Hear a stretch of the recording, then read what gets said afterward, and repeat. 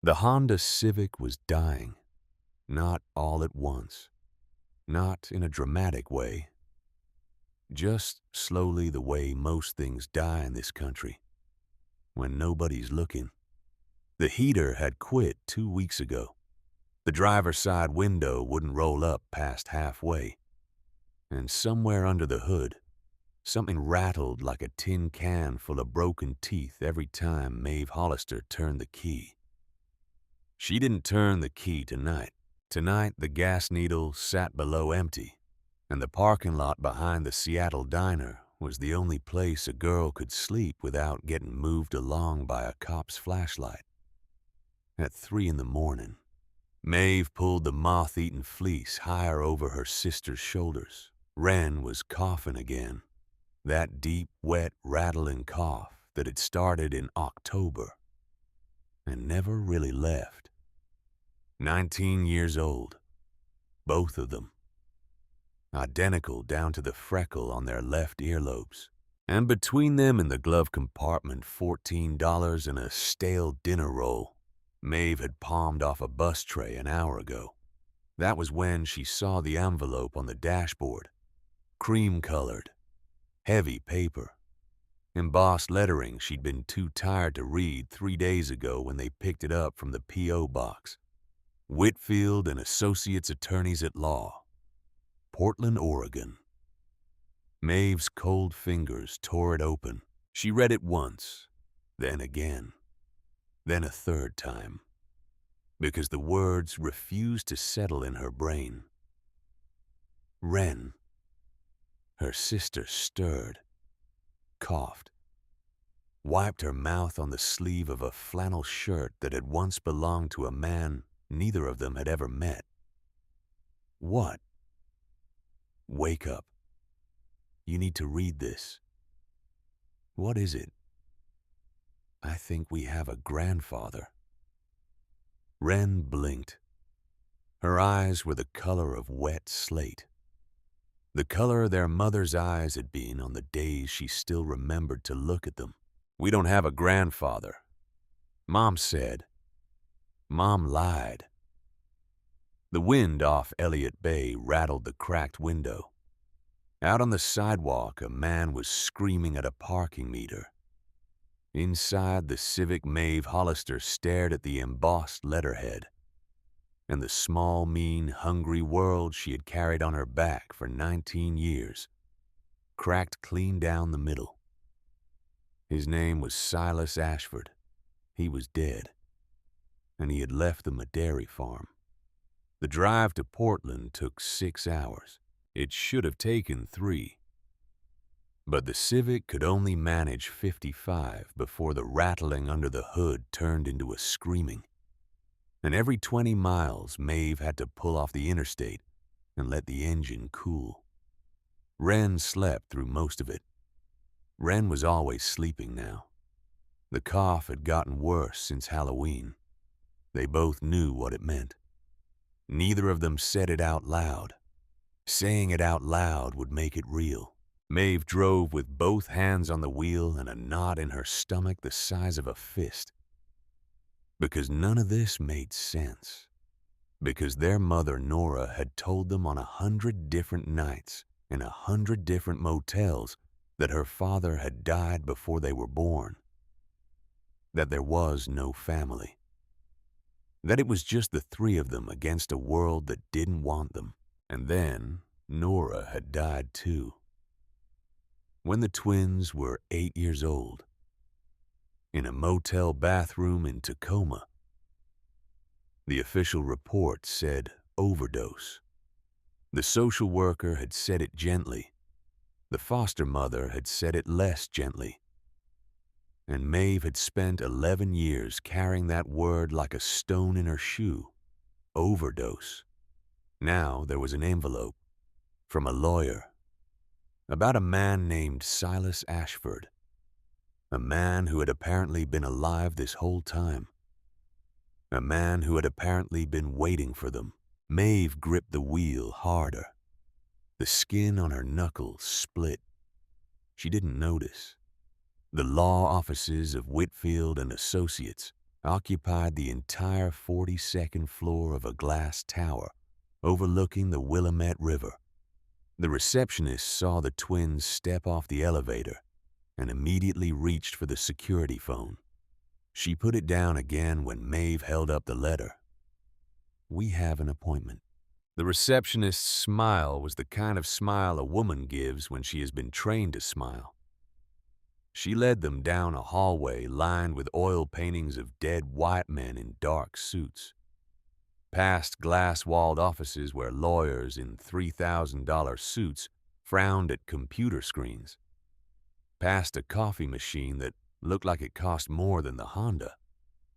Wren whispered, "I don't belong here."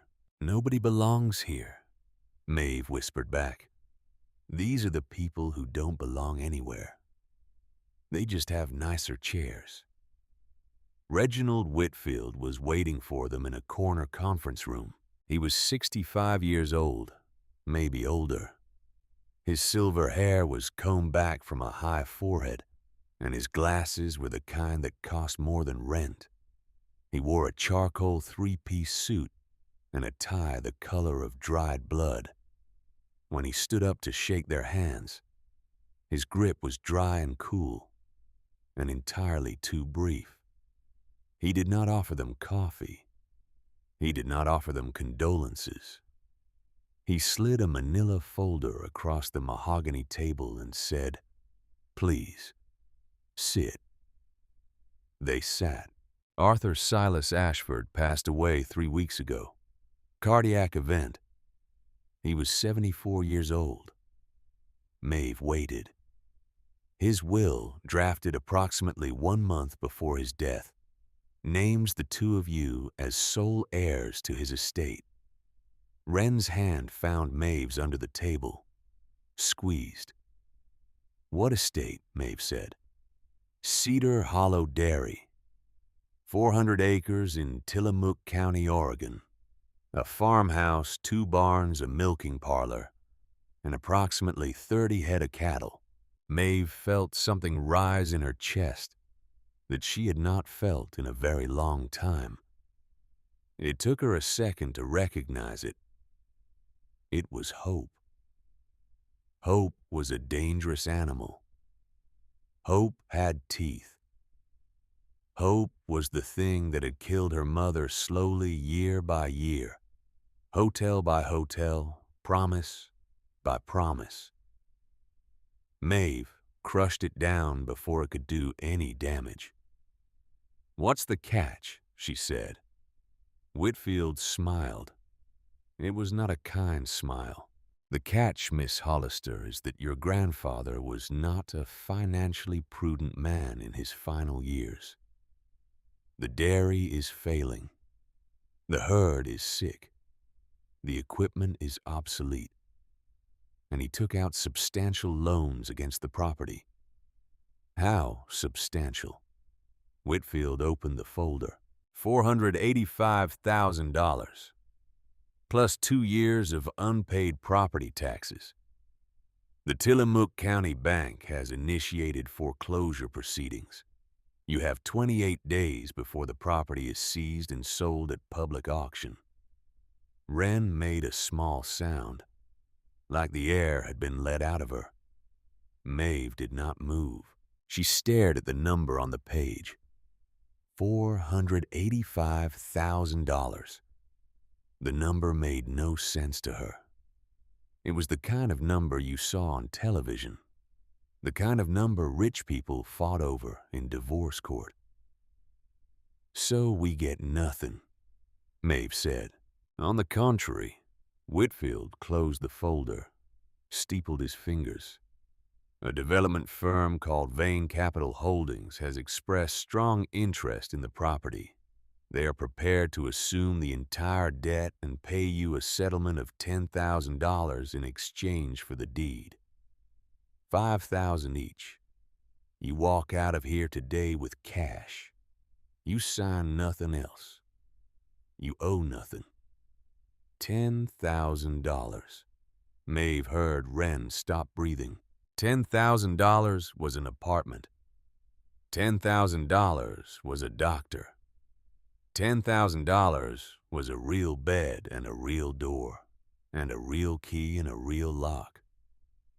Maeve opened her mouth to say yes, and then she closed it, because something was wrong. She didn't know what yet, but something. She looked at Whitfield, at his hands, at the way his thumb tapped just once against the edge of the folder. "Why?" she said.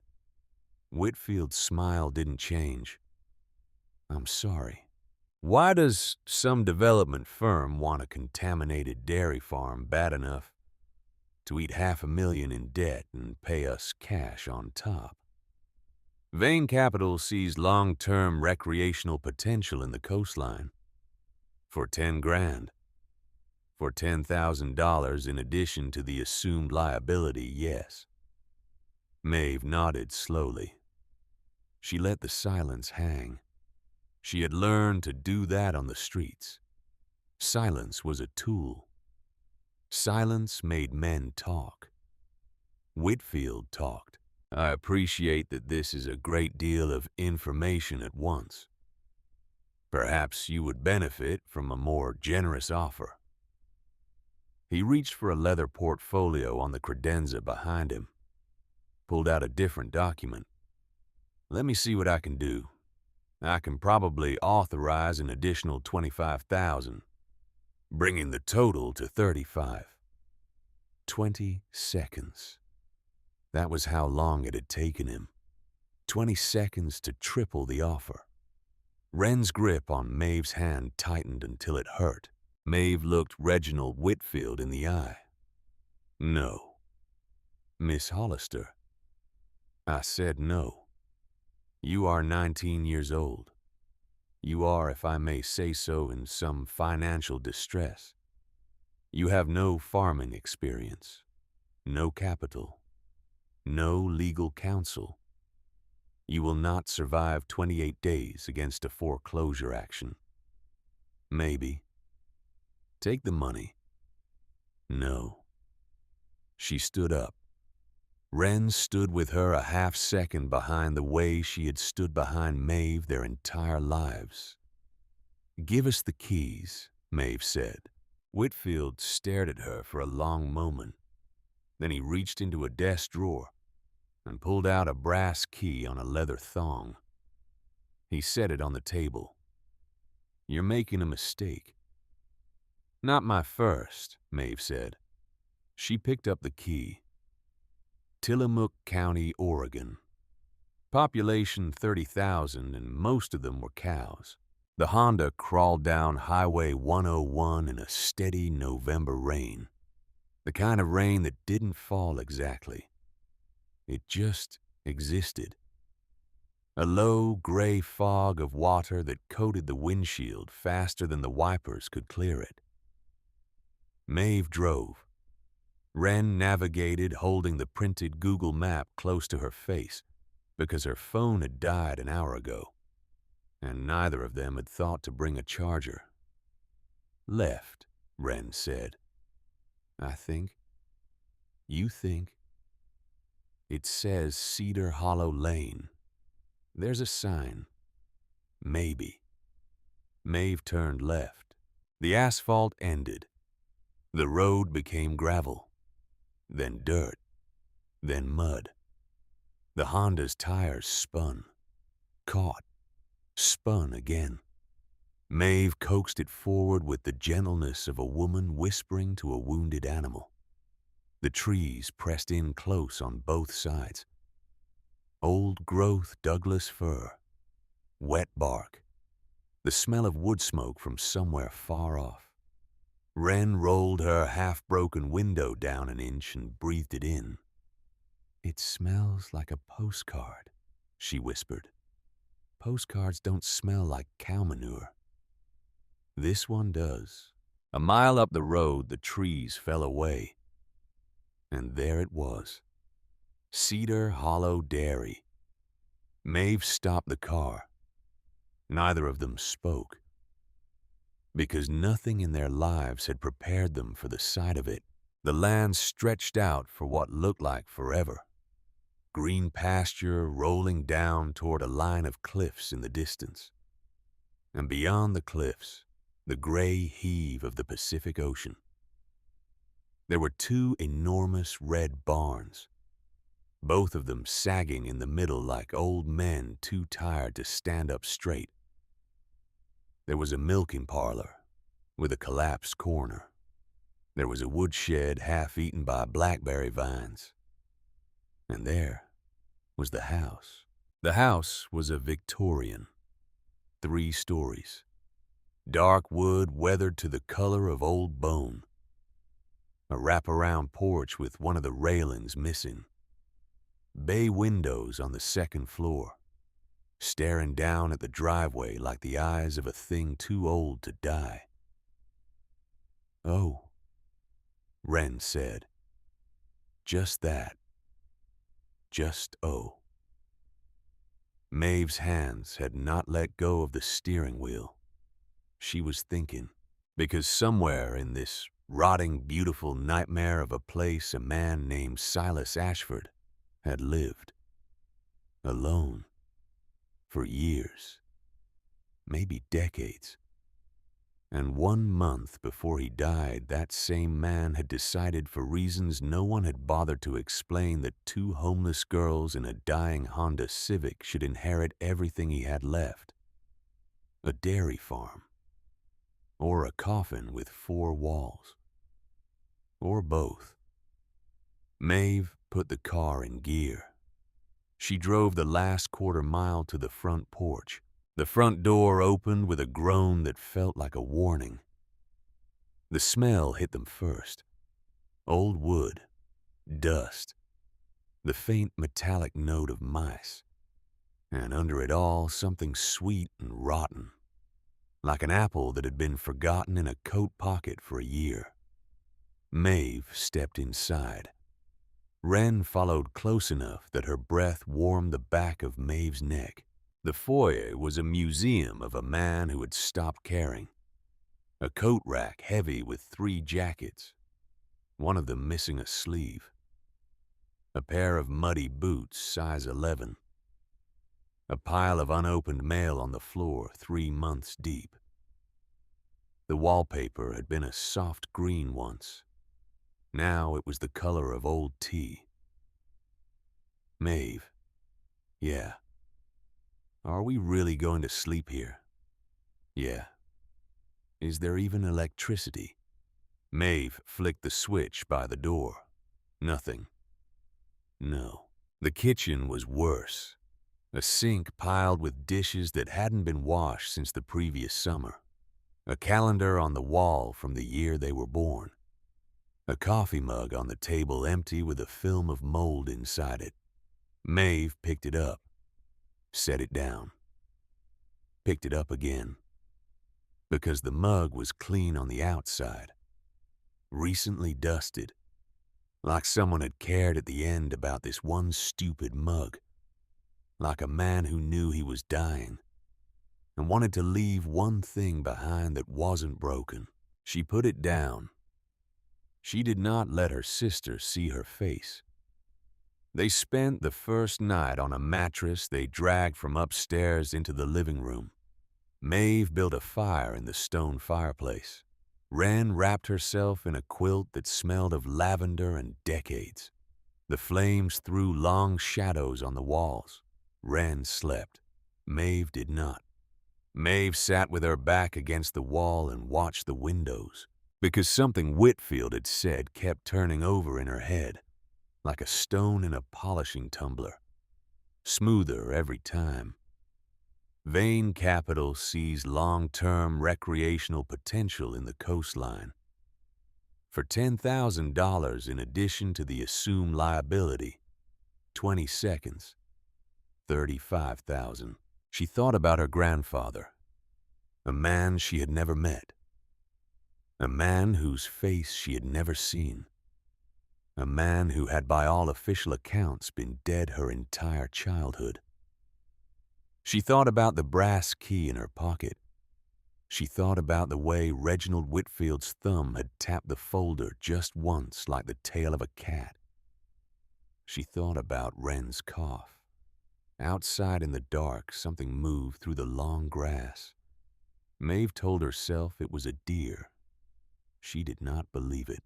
She did not sleep. The pounding on the front door came at 6 in the morning.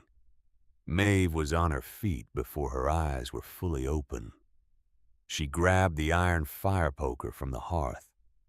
Wren sat up, blinking, the quilt falling from her shoulders. "Stay here," Maeve whispered. She went to the door. She did not open it. "Who's there?" A man's voice, low and gravelly, came back through the wood. "Name's Hank Briggs. I work for your grandfather." "Prove it." A pause. Then, "There's a brass key in your pocket. Has a leather thong on it. The thong's stained black on one side because Silas dropped it in the cattle dip back in '09. He cussed for an hour." Maeve looked down at the key in her hand. The leather was in fact stained black on one side. She opened the door. The man on the porch was in his late 50s, maybe 60. He wore a Carhartt jacket that had seen better decades and a brown felt hat darkened by rain. His face was the color and texture of a leather saddle. His eyes were a quiet, watchful blue. "You the Hollister girls?" "We're the Hollister girls." He nodded once. "Heard in town that Arthur's kin finally showed." His name was Silas. His first name was Arthur. He hated it. Went by his middle name his whole life. Silas. Hank Briggs took off his hat, held it against his chest. The rain dripped off the brim. "I'm sorry for your loss, miss. He was a hard man, but he didn't deserve to go the way he went." "And how did he go?" Maeve said. Hank looked at her for a long moment. "Funny thing about that," he said. "Doctor said heart attack. Family doctor signed the paperwork same day. No autopsy." He paused. "I never knew Silas to have a heart problem. Man was 74 and could still throw a hay bale farther than I could." Maeve felt her stomach turn over slow. "You'd better come in," she said. Hank Briggs ate 3 bowls of canned soup at their kitchen table and told them more in an hour than they had learned in 19 years. He told them about the herd. 40 cows down to 30. Mastitis spreading. Silas had let the breeding program collapse 2 years ago. He told them about the equipment. Tractors rusted solid. Milking machines from 1987. He told them about the loans. Silas had taken out the first one 5 years ago. Then another. Then another. Each one larger than the last.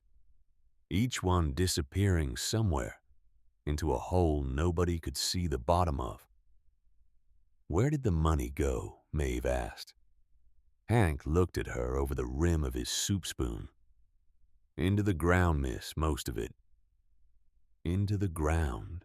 "Last 2 years of his life, your grandfather wasn't farming. He was digging." Wren leaned forward. "Digging where?" "Everywhere. The north pasture. The cellar. Behind the barn. He'd dig for hours. Rain or shine. Talking to himself. He fired the rest of the crew because he said they were spying on him. Wouldn't let me near him at the end. Said the bank wasn't after his money. They were after his secret." "What secret?" Hank shook his head. "Don't know, miss. I asked him once, right before he ran me off the porch with a shotgun." The kitchen was very quiet. The fire in the living room popped somewhere far away. Maeve looked at her sister. Wren looked back. And in that moment, both of them understood the same thing, that the offer of $10,000 had been a lie, that the offer of $35,000 had been a bigger lie, that somewhere in this rotting house, or under it, or behind it, was the reason their grandfather had died, and the reason a lawyer in a $3,000 suit had wanted them gone before they could find it. Maeve found the desk that afternoon. She had been looking for the will, the deed, anything. Whitfield had given them copies, but Maeve wanted the originals. Originals had handwriting on them, notes in the margins. The dead spoke through originals. The study was at the back of the house, a dark, narrow room with a single window facing the woods. The walls were lined with bookshelves, and the bookshelves were lined with books no one had touched in a decade. Animal husbandry journals, a complete set of Louis L'Amour westerns, 3 different Bibles, all of them with different bookmarks. In the center of the room was a roll-top desk. It was made of oak, old oak. The grain so dark it was almost black. The roll-top was stuck halfway up. Maeve had to fight it the rest of the way. The desk surface was a disaster. Bank notices, foreclosure warnings, letters from Whitfield, a bottle of cheap bourbon half empty, a coffee mug the same kind as the one in the kitchen, also clean on the outside. Maeve opened the drawers. Top drawer, pens, a magnifying glass, an empty pill bottle. The pill bottle had no label. Middle drawer, stationery, a leather wallet empty, a photograph she did not have time to look at. Bottom drawer, stuck. She pulled. It didn't move. She pulled harder. The drawer flew out of the desk and crashed to the floor. The wood splintered. Maeve, I'm fine. It's fine. She knelt down, and then she went very still, because the drawer had not just broken. The bottom of it had popped loose. It had a false bottom. Underneath the false bottom were 2 things. The first was a heavy brown leather ledger, old enough that the leather was cracking along the spine, old enough that the paper inside was the color of weak tea. The second was a stack of envelopes, tied together with a length of green ribbon. 11 envelopes. Maeve counted them twice because her hands were shaking. Each envelope had a name on the front. The first one said, Maeve. Wren. 8. The second said, Maeve. Wren. 9. The third said, Maeve. Wren. 10. She kept going. The 11th said, Maeve. Wren. 19. She stared at the envelopes for a very long time, because she understood with the slow, horrible clarity of a woman watching the tide come in what they were. Birthday letters. 11 of them. One for every year since their mother had died. Maeve sat on the floor of the study with the envelopes in her lap and felt something break inside her chest. She did not cry. She had not cried in years. The system trained that out of you young, but she sat on the floor for a long time, and when she stood up, her face was wet. Wren, come here. Wren came. She sat on the floor beside her sister in the study, with the rain running down the single window, and Maeve untied the green ribbon and opened the first envelope. The handwriting was careful, old-fashioned. The kind of handwriting that came from a generation that had been taught penmanship in school. Wren read it out loud because Maeve's voice would not hold. To my granddaughters, you don't know me. I don't know you. I learned about you yesterday from a county records office in Tacoma. Your mother is dead. They tell me she died by her own hand. I do not believe this. Your mother would never have left you on purpose. I am writing this letter on what would be your 8th birthday. I do not know where you are. The system will not tell me. I have a lawyer trying to find you. He says it will take time. I am sending this letter to the post office box he set up for me. If I find you, I will give it to you. If I don't, perhaps one day you will find it. I want you to know one thing while you are still small. You are not alone. You were never alone. There is a man on a farm in Oregon who is praying for you every night. Your grandfather, Silas Ashford. The room was very quiet. Wren's hands were shaking. Maeve was already opening the 2nd letter, the 9th birthday letter, the 10th, the 11th, the 14th, the 17th. The handwriting got shakier as the years passed. The ink changed color. Sometimes there were dried tea stains on the paper. Once, what looked like a tear. Each letter said the same thing in a different way. I am still looking. I am still trying. The lawyer says no progress. I have a new lawyer. The new lawyer says no progress. Sometimes I think your mother arranged it this way on purpose. I do not blame her. I was not always a good father to her. The 18th birthday letter said, I am old now. I have begun to think you will not find me. I have arranged everything so that if I die, the farm goes to you. The lawyer is a man named Whitfield. I do not entirely trust him, but he is the only one I have. Maeve stopped breathing. Wren did not see it. Wren was already opening the 11th envelope, the 19th birthday letter, the last one. Wren unfolded it and began to read, and then she stopped. Maeve. What? Maeve, look at this.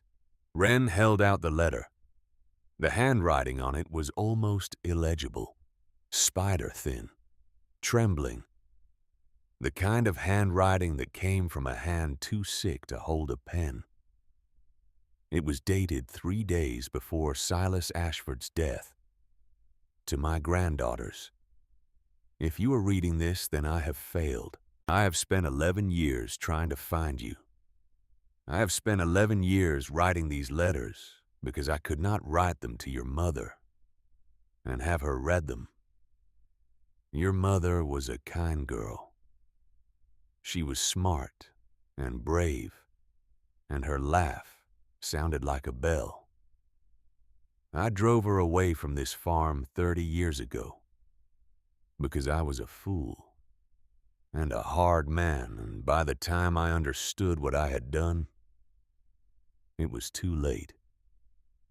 I told myself I would find her one day. I did not.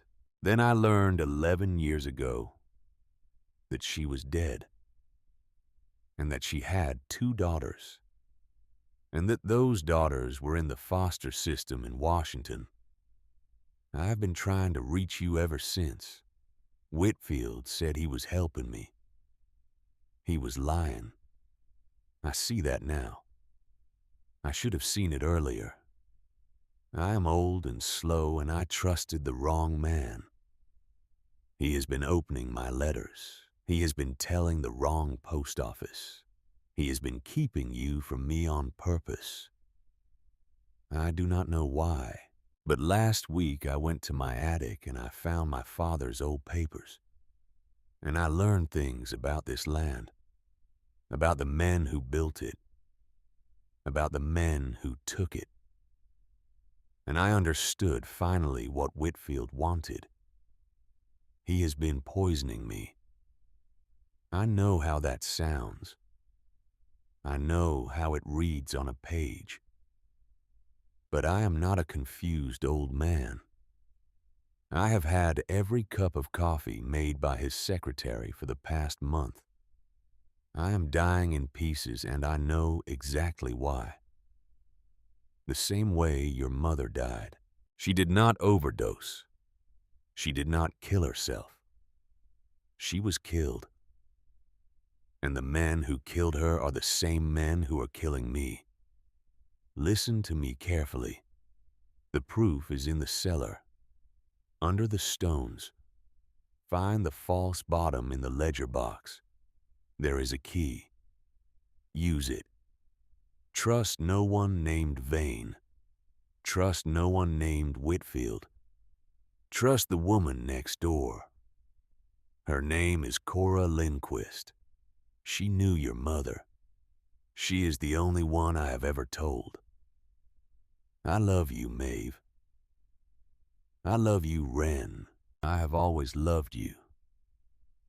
I'm sorry I never got to say it to your faces. Your grandfather, Silas. Wren put the letter down. Maeve was already on her feet. She was walking fast. Out of the study, down the hall, to the kitchen. Her hands were shaking. Her vision had gone narrow. She stopped at the kitchen sink, gripped the edge of it, stared at the calendar from the year of their birth on the wall. She was trying to breathe. She was failing. Because there are some things that do not fit inside a chest. There are some things that have to be let out somehow, or they will tear you in half. Her mother had not killed herself. Her mother had been killed. And the man who had killed her was the same man who had been telling Maeve just yesterday that she should take $10,000 and walk away. Wren came up behind her, slowly, the way you approach a wounded animal. Maeve, I know. Maeve, I said I know. Maeve turned around. Her face was wet again. She didn't bother pretending it wasn't. He killed her. We don't know that for sure. We know it for sure. Maeve, he killed her Wren. He killed Mom. And he killed Silas. And he was planning to kill us. Or run us off. Or pay us off. Whichever was cheaper.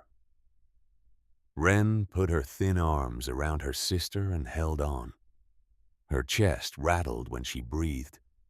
Outside, somewhere in the long, wet grass, the sound of an engine. A heavy engine. Coming up the gravel road. The black Range Rover stopped behind the Honda. Mud splashed up the side panels. The driver's door opened. The man who stepped out was not Reginald Whitfield. He was tall. Maybe 6'2", mid-50s. Silver at the temples and a face the cold gray color of beach stones. He wore a charcoal cashmere overcoat over a shirt that probably cost more than the Honda. He stood in the rain for a long second and looked at the house. The way a man looks at a building he plans to demolish. Then he walked up the porch steps. He knocked.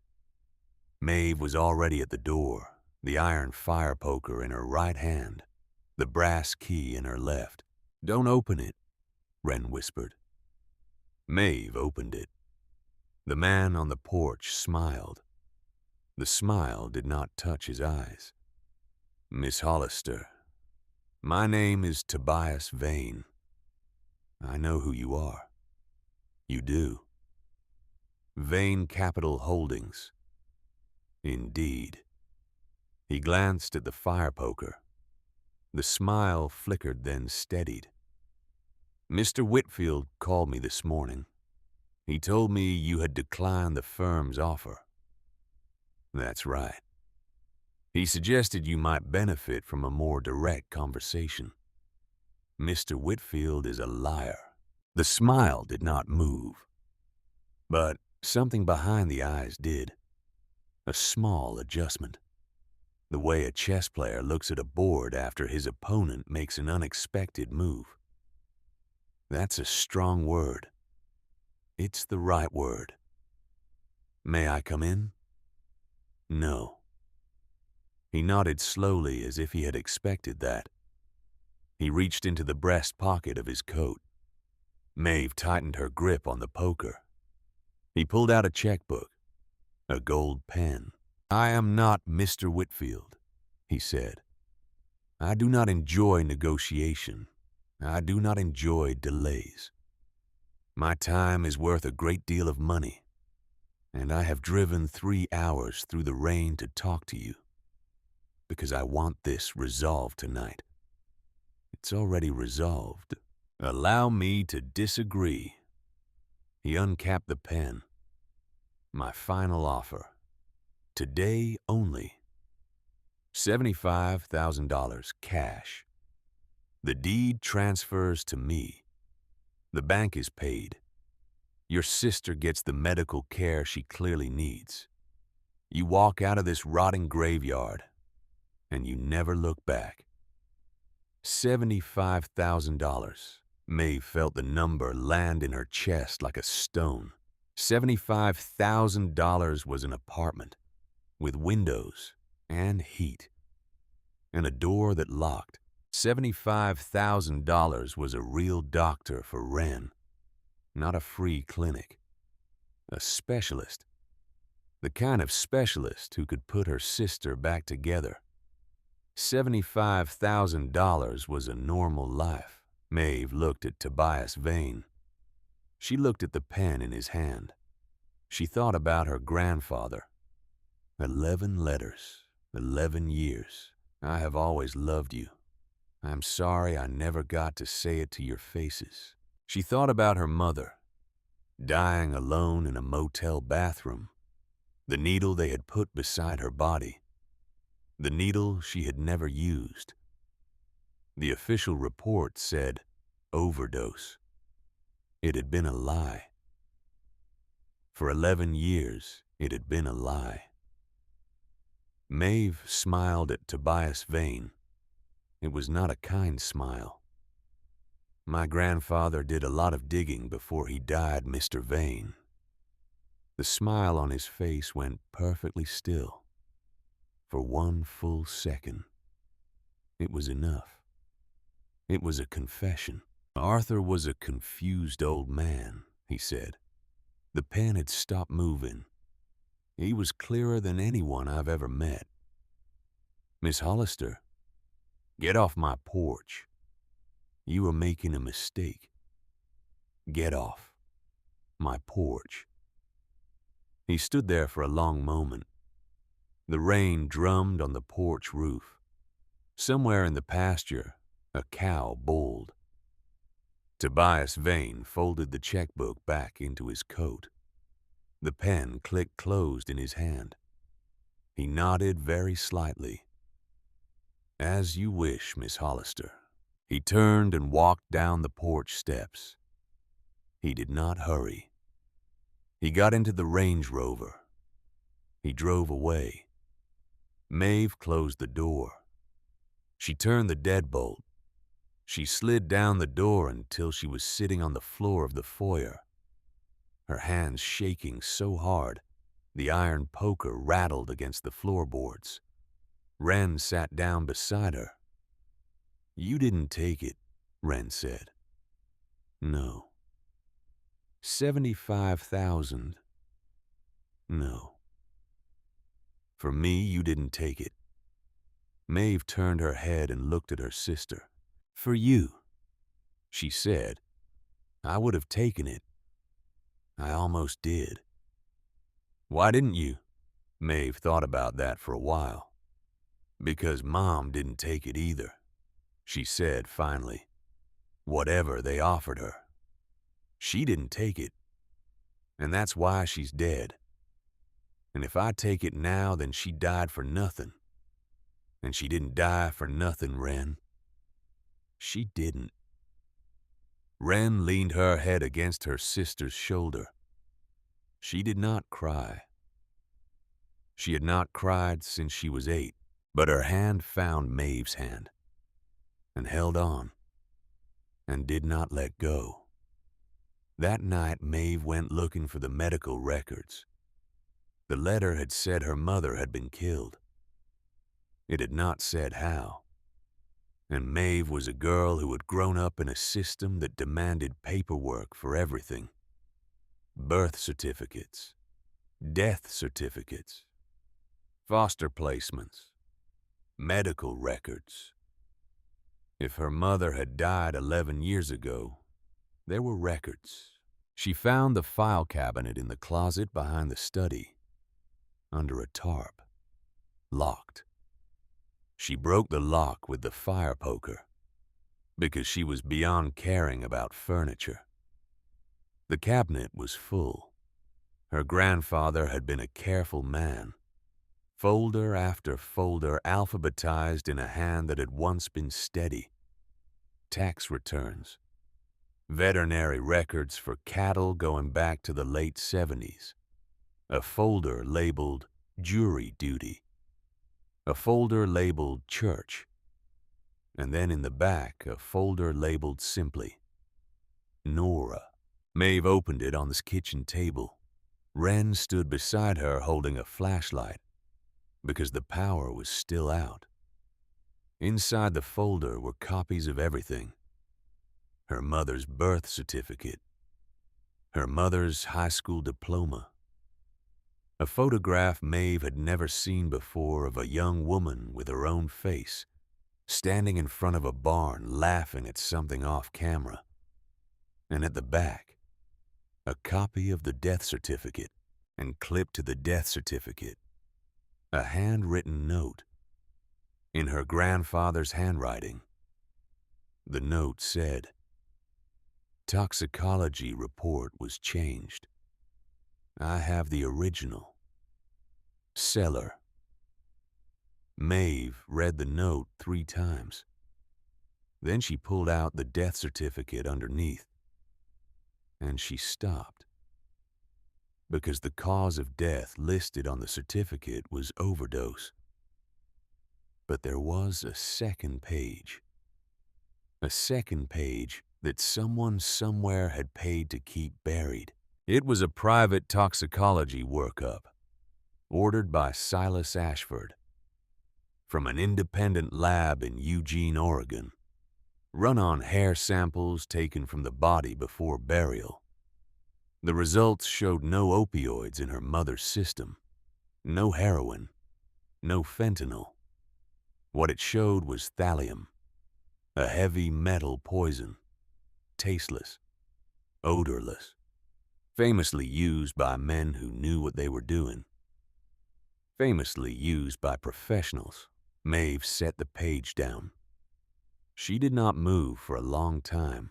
Wren said her name twice, 3 times. When Maeve finally looked up, her eyes were dry and very, very flat. "They poisoned her," she said. "Yes. They poisoned her and they faked the report and they walked away. Yes. And they came here today. And they offered me $75,000 to walk away too. Yes." Maeve folded the toxicology report carefully. She put it back in the folder. She closed the cabinet. She locked it again even though the lock was broken. "Wren." "Yeah. Tomorrow morning, we are going to town. We are going to find a woman named Cora Lindquist. And then we are coming back here. And we are going to dig up everything our grandfather buried. Okay. Tonight we sleep with the fire poker. Okay. They went back to the living room. Maeve banked the fire. Wren wrapped herself in the lavender quilt. Maeve sat with her back against the wall and the iron poker across her knees. She watched the windows. She watched until her eyes burned. And somewhere around 3 in the morning, she got up very quietly to use the bathroom in the kitchen. And she stopped in the kitchen doorway, because there on the kitchen tile floor in front of the sink where she had stood 9 hours ago and cried was a single boot print. It was wet. It was muddy. It was a man's size 11. It was not Hank Briggs's boot. Hank wore a size 13, and the tread was wrong. It was not her boot. It was not Wren's boot. It was new. Maeve stood very still in the doorway with the iron poker in her hand. The kitchen was empty. The back door was closed. The deadbolt was thrown. The window was locked. But somebody had been in the kitchen tonight. Somebody had stood in the exact spot where Maeve had stood hours earlier and read a note from her dead grandfather. Somebody had walked through her grandfather's kitchen in the middle of the night while she sat 15 feet away in the next room. Somebody had walked out again, without her hearing, without leaving a trace except one wet boot print. Maeve looked down at the print. Her heart was beating very slowly, too slowly. The way a heart beats when the body has finally understood all the way down that it is in real danger now. She did not scream. She did not run. She knelt down beside the boot print, and she touched the mud with one finger. The mud was still warm. Whoever it was had been in this kitchen less than 20 minutes ago. Maeve stood up. She walked slowly back to the living room. She sat down beside her sleeping sister. She picked up the iron fire poker, and she watched the door until the sun came up. The sun came up gray. That was the first thing Maeve noticed when the light finally crawled up the kitchen window. The sky over Tillamook County did not turn pink in the morning. It turned the color of old pewter. And then it stayed that color for the next 10 hours. She had not slept. She had sat on the living room floor with the iron poker across her knees and watched the boot print in the kitchen dry slowly into the linoleum. She had watched it the way a woman watches a snake, without moving, without blinking. Because if she looked away even for a second, it might not be there when she looked back. But it was there. It was still there at 6 in the morning. It was still there at 7. By 8, when Wren padded down the stairs in 2 pairs of socks, the print had gone the color of dried tea. "Don't step on it," Maeve said. Wren looked at the floor, looked at her sister, did not ask. That was the thing about a girl who had grown up the way Wren had grown up. She had learned before she learned to ride a bicycle when not to ask. Maeve stood up. Her knees popped. She walked to the closet by the back door and took down a heavy wool coat that had belonged to her grandfather. It was 3 sizes too big. It smelled of pipe tobacco and wood smoke. She put it on. "We're going to town," she said. "What about food?" "We'll eat in town." "With what money?" Maeve reached into the coat pocket, because Silas Ashford had been a careful man, and inside the coat pocket, folded into a leather wallet that had been sitting there for who knows how long was a roll of cash. It was not a fortune. Maeve counted it twice. $240. But $240 was a tank of gas, and breakfast, and a library card. And a library card was the next thing she needed. The town of Cedar Hollow was the kind of town that had one of everything. One gas station, one feed store, one diner, one stoplight which was blinking yellow because the wiring was bad, one small white clapboard church with a sign out front that read, "Mercy is a choice," and one library. The library was a tiny brick building on a side street with a window box full of dead geraniums. A bell over the door jingled when Maeve and Wren walked in. The smell hit them first. Old paper, lemon furniture polish, coffee. The woman behind the front desk did not look up. She was small, white-haired, wearing a dark blue cardigan over a white blouse. She had reading glasses on a beaded chain around her neck, and a paperback novel open on the desk in front of her. Her hands were freckled and steady. She was reading. She was very still. When she finally looked up, her eyes went past Maeve, past Wren, then back again. And then her face changed. It changed slowly, the way ice changes when you put it on a warm windowsill. It went soft, and then it went wet. "Oh," she said, "just that. Just oh." The same sound Wren had made when they had first seen the farm. Maeve held very still. "You're Nora's girls." It was not a question. "Yes, ma'am," Maeve said. The old woman pulled off her reading glasses. She let them dangle on the chain. She put one freckled hand to her own cheek. Her fingers were trembling. "Lord," she whispered. "Lord, Lord." She came around the desk. She was smaller than she had looked sitting down. Maybe 5'2", maybe less. She came up to the twins and she stopped in front of them, and she looked at them for a long, long time, as though she were memorizing their faces, as though she were comparing them to a photograph she had been carrying in her pocket for 30 years. "Which one of you is Maeve?"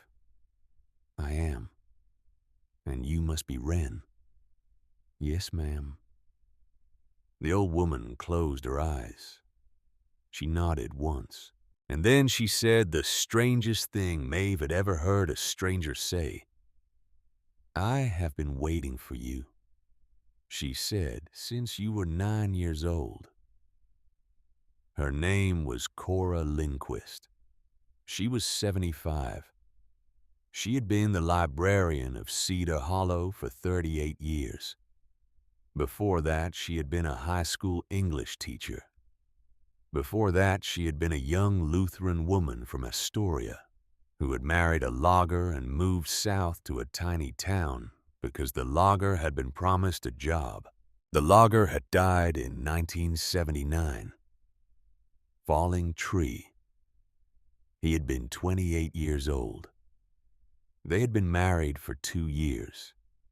Cora Lindquist had never remarried. She told them this in the back room of the library, the room where the children's story hour was held. There was a circle of small chairs and a low table with a coffee maker. She poured them coffee in mugs that said, "Books are magic." She put out a plate of sugar cookies that she had clearly baked herself. She made them eat first, then she talked. "I moved to a house down the road from the Ashford place in 1976, she said. Your grandmother was alive then, Eleanor Ashford. Beautiful woman, beautiful. She died in childbirth a few years later. Your mother was born and your grandmother was buried in the same week. Wren made a small sound. Cora reached out and patted her hand. It happened, sweetheart. It used to happen more. Your grandfather, Silas, he never recovered. He had been a kind man, I want you to understand. A funny man. He could play the fiddle.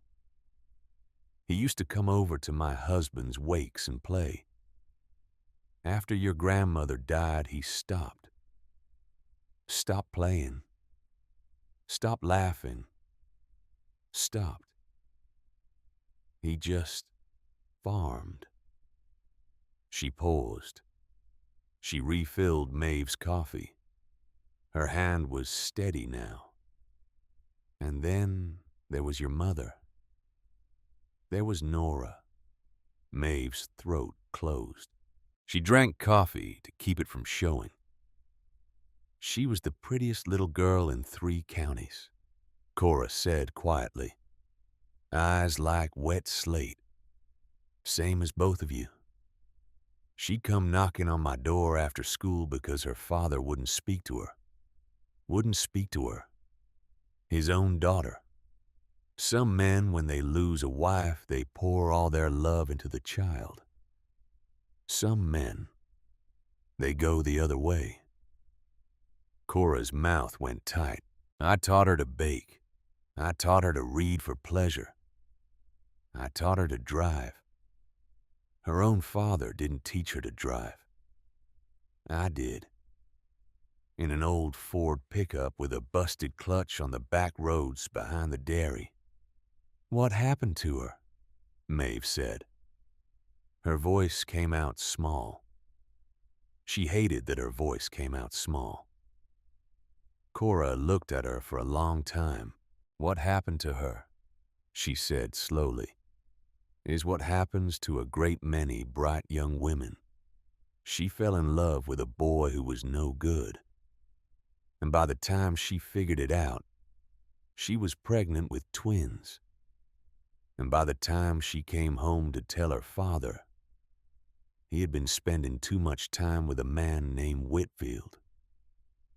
Maeve set her mug down very carefully because her hand had started to shake. Reginald Whitfield. Yes. How long had he been the family lawyer? Since 1992. Took over from his own father. The Whitfields have been the lawyers for the Ashford family for 3 generations. Cora's eyes were sharp now. Your great-grandfather William hired the first Whitfield in 1924. Did Silas ever tell you that?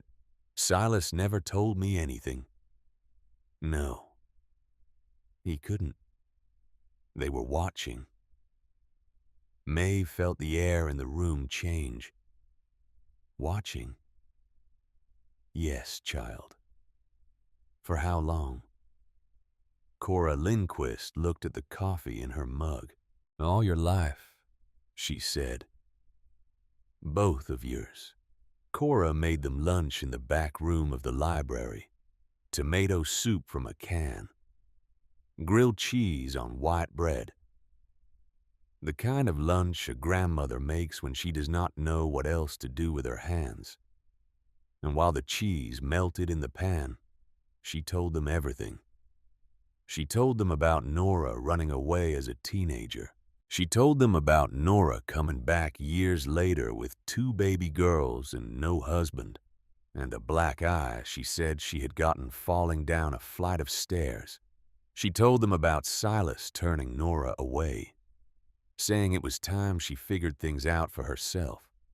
She told them how Cora herself had begged Nora to stay with her instead. How Nora had refused. How Nora had said something Cora had never forgotten, standing on the porch with a baby in each arm and tears running down her face. Nora had said, They're watching me, Cora. They followed me here. If I stay, my girls aren't safe. So I have to go." Cora had asked, "Who? Who is watching you?" And Nora had said, "The same men who watched me growing up. The men in the suits. The lawyers. They want something my father has and they think I know what it is." And then Nora had walked down the porch steps with a baby on each hip and gotten in a beat-up Buick and driven away. And Cora had not seen her again. For 19 years, she had not seen her again until today. In the form of two girls with their mother's slate-gray eyes, sitting in the back room of a library, eating tomato soup and trying not to fall apart. "Why didn't Mom tell us?" Wren said. Cora put her freckled hand over Wren's. "Because if she told you, she put you in danger, sweetheart. Some secrets, the only way you can protect a child is by not letting them know." "But we needed to know." "Yes, you did. And she meant to tell you when you were old enough, when she had figured out a way to make you safe. She just didn't get the time." Cora's eyes filled. She did not look away. "And that, my dear girls, is the great cruelty of evil men. They steal the time." The kitchen was quiet for a while. Outside, a school bus rolled by, children laughing. A normal Tuesday in a normal town. Cora cleared her throat. "Wait here a minute. I have something for you. Something I have been keeping for a very long time." She got up. She walked to a closet at the back of the room. She took down a wooden box. The box was the size of a hat box, made of dark red cedar.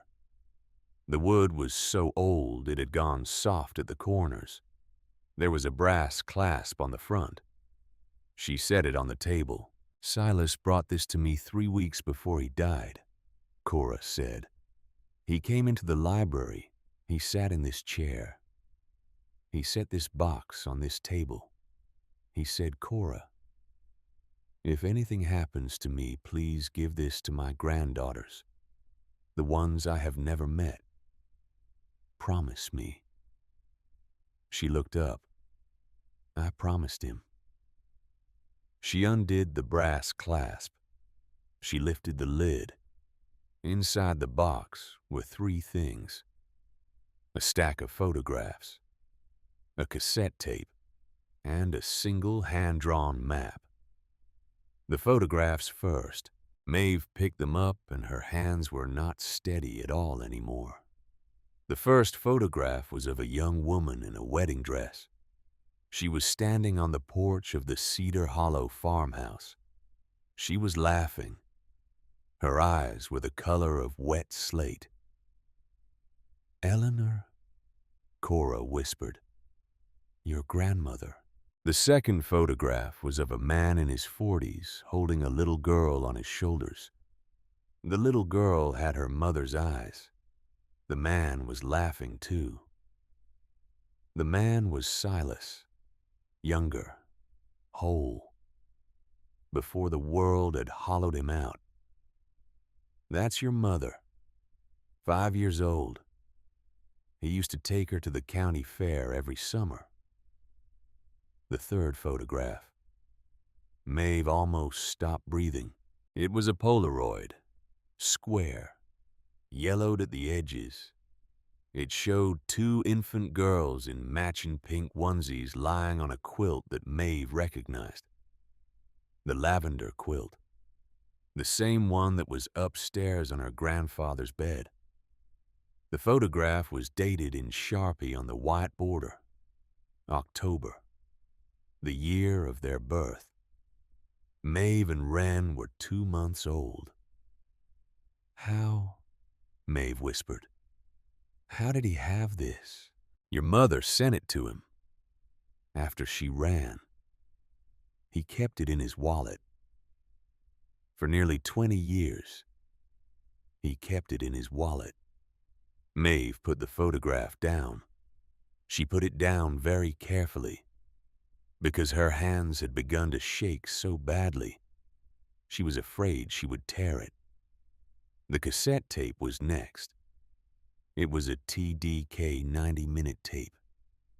The label said in shaky handwriting, "For Maeve, for Wren, listen alone." "There's a tape player on the front desk," Cora said. "I keep it for the children's books on tape. Take your time. I'll lock the front. Nobody will come in." She got up. She walked on her quiet librarian's feet to the front of the library. They heard the click of the deadbolt. They heard the rustle of a jacket. The library went very still around them. Maeve picked up the tape. She walked to the front desk with Wren behind her. She slid the cassette into the player. She pressed play. There was a hiss, a breath, and then their grandfather spoke. His voice was old. Not old like a man of 74. Old like a man of 74 who knew he was dying. "Hello, my granddaughters," he said. "My name is Silas. I am your mother's father. I have rehearsed this so many times that I do not know how to start. So I will just start. If you are listening to this, I am dead. Probably murdered. I want you to know that. I want you to know that I knew. I knew it was happening and I let it happen because I had to finish writing this tape and the letters in the desk before they finished me. I have 11 months. The doctor said. Heart, he said. But I know my own heart. My heart is fine. My hands shake because of the metal in my coffee. I want to tell you about your mother, Nora. Your mother was the best thing I ever did and the worst thing I ever did. I loved her like sunlight, and I treated her like a tenant. After your grandmother died, I stopped knowing how to talk. I stopped knowing how to laugh. I let a little girl grow up in a house full of grief, and I told myself I was being strong for her. I was not being strong. I was being a coward. She ran away when she was 18. She came home years later with 2 babies, and I turned her away. I have spent every minute of every day for the last 11 years regretting that. I would give every acre of this farm to take that one moment back. She came back to me, you see, because she was in trouble. The same trouble I was in, because she had figured out somehow that the Whitfield family had been stealing from us for 100 years. And she had told them she knew. And they had threatened her babies. And she had come home thinking I could protect her. I could not protect her. I did not even try. She left. They followed her. And they killed her. They made it look like an overdose. I had a private toxicologist test the body.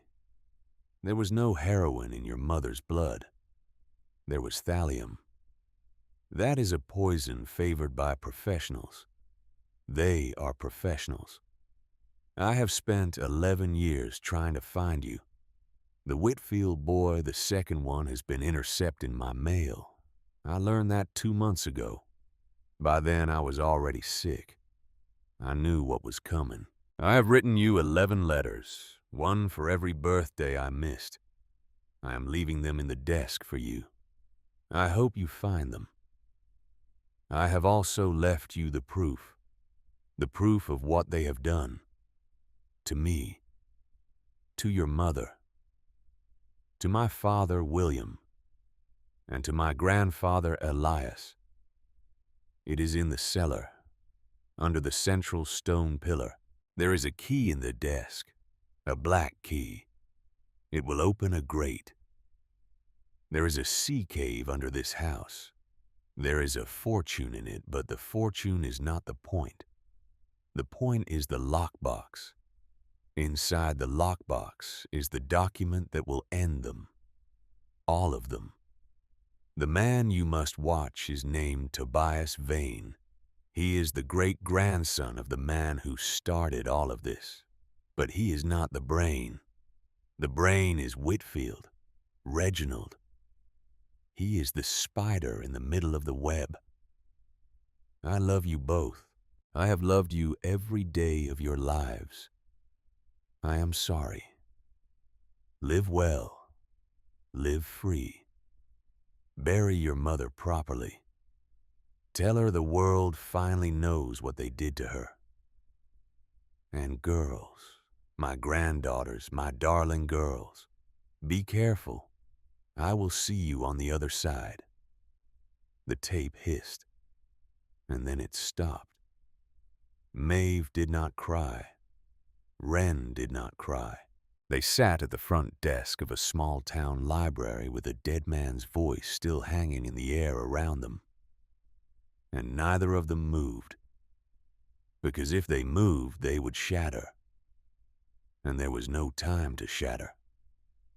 Cora came back, quietly. She did not say a word.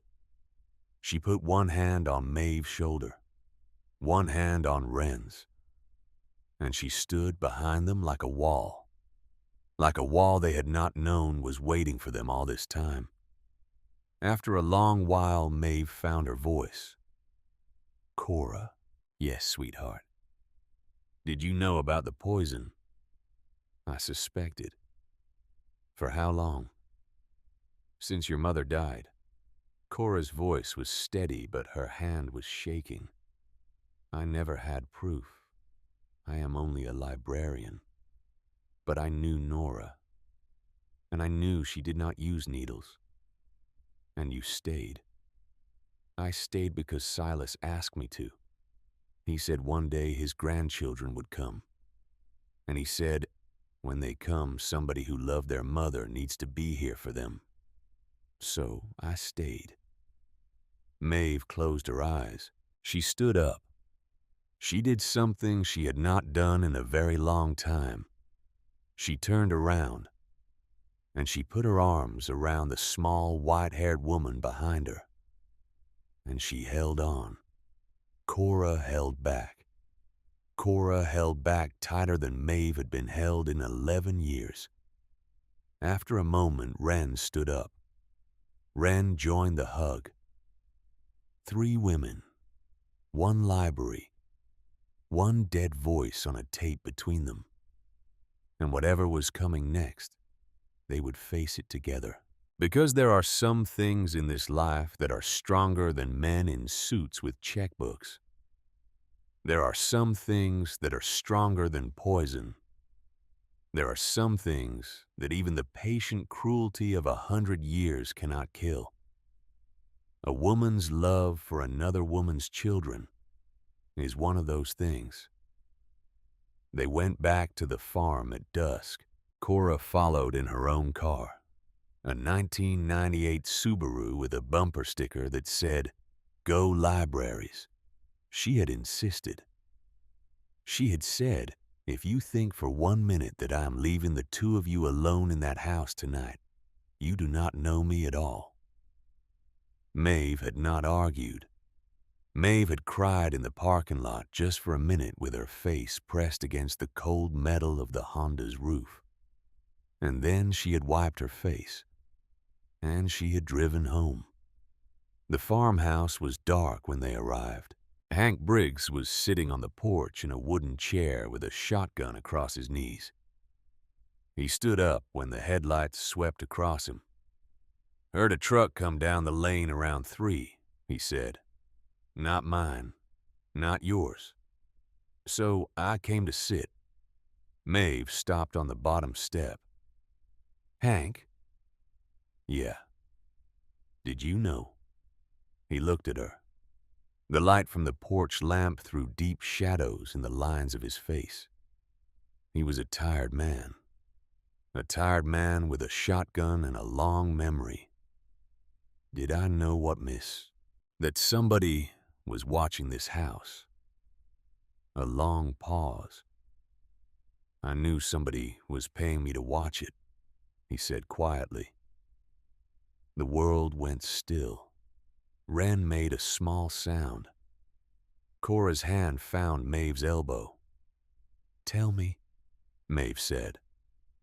Hank Briggs sat down on the top step. He set the shotgun beside him. He took off his hat.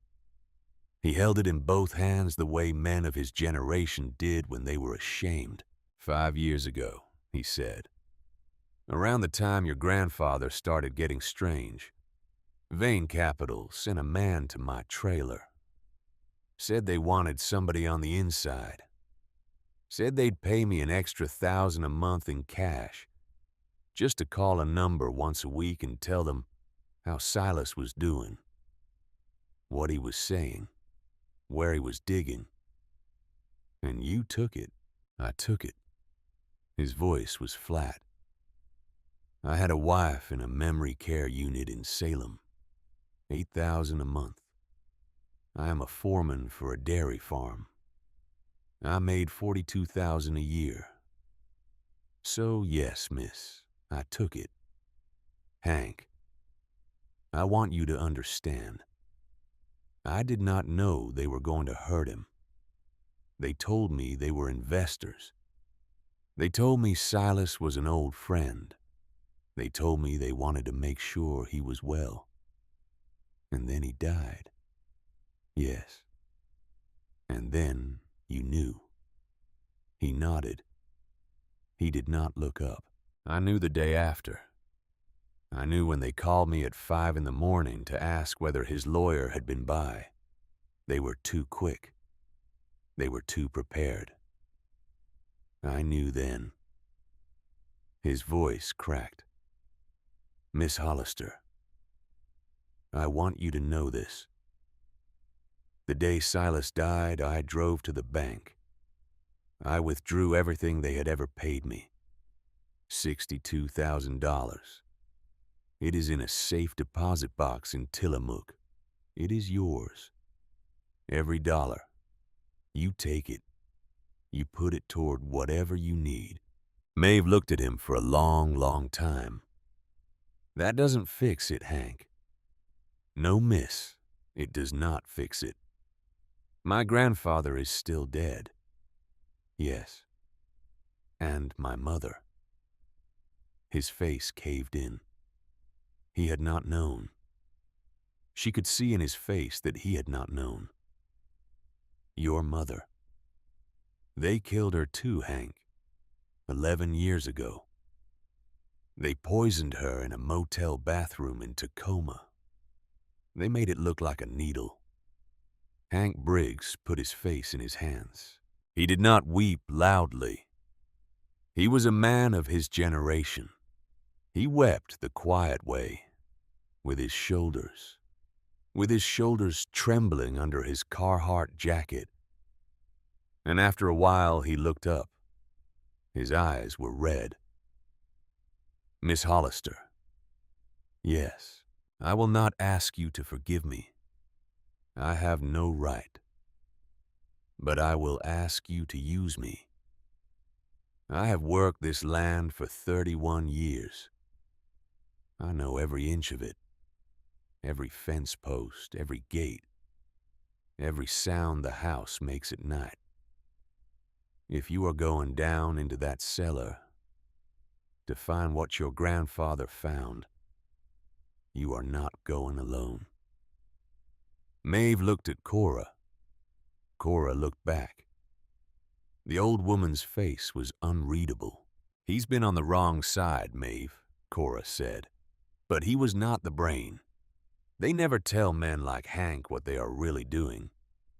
They use them. They lied to him. The same way they lied to your grandfather. Can we trust him? Cora considered.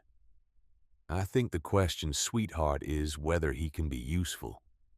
Trust will take longer. Hank Briggs nodded slowly, as if this was the most reasonable thing he had ever heard. Fair, he said. Maeve let out a long breath. Hank. Yes, miss.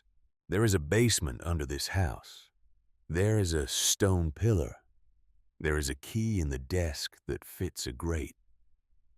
And we are going down there. Tonight.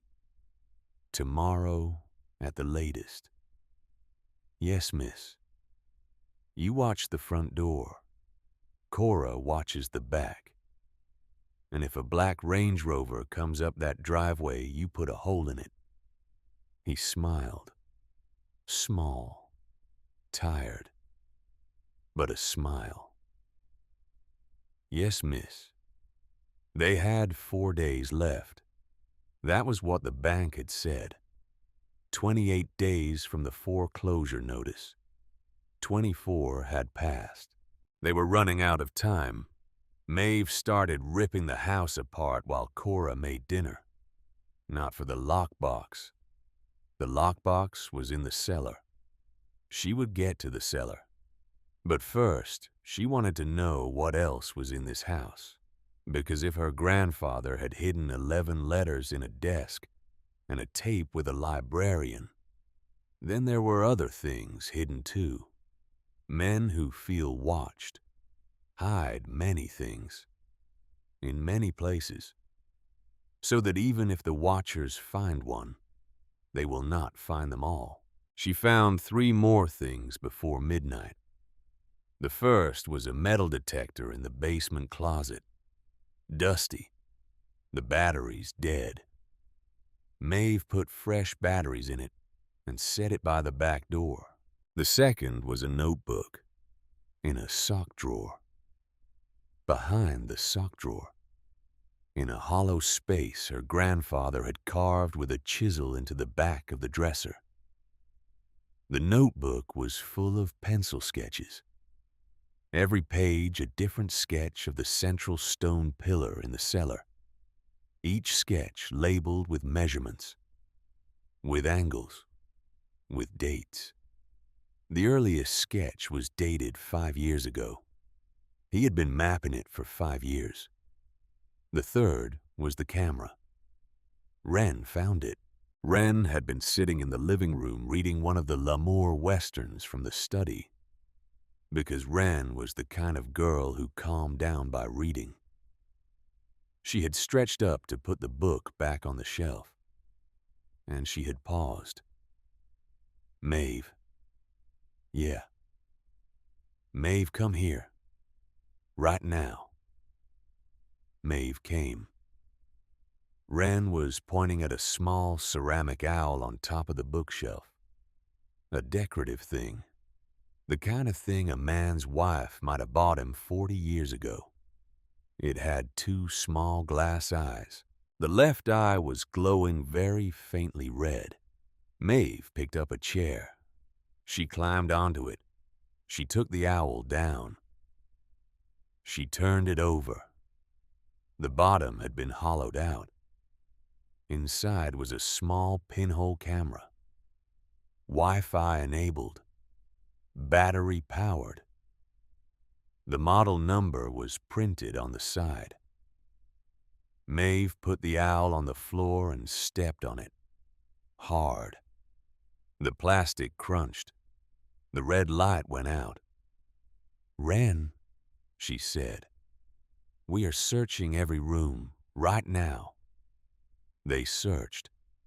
They found 4 more. A camera in the smoke detector in the kitchen.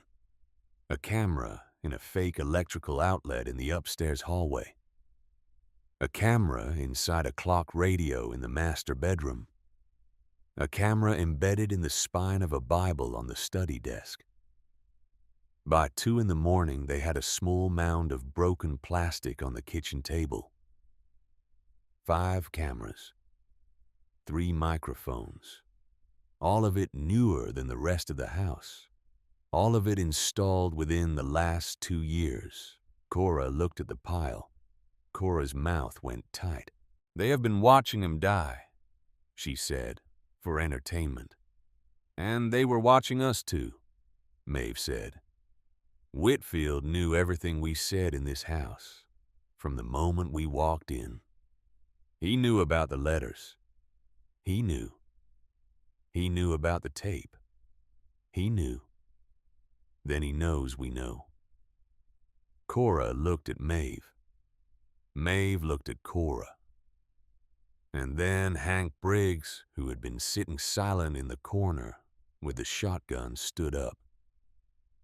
"Then we are out of time, miss," he said. They went down to the cellar at 3 in the morning. All 4 of them. Cora carried a kerosene lantern. Hank carried the shotgun and a heavy crowbar. Wren carried a flashlight and a can of pepper spray. Maeve carried the brass key and the iron poker, and 11 years of grief sharpened down to a single point in the middle of her chest. The cellar door was in the pantry, behind a shelf of decades-old preserves. Maeve moved the shelf aside. The hinges of the cellar door screamed when she opened them. The smell that came up was thick and damp and salty. She went down first. The wooden stairs groaned. The cellar was a wreck. Trenches everywhere. Her grandfather had been digging in the wrong places. He had run out of time before he could try the right one. The central pillar stood at the back of the cellar. Massive, round, made of mortared river stones blackened with age.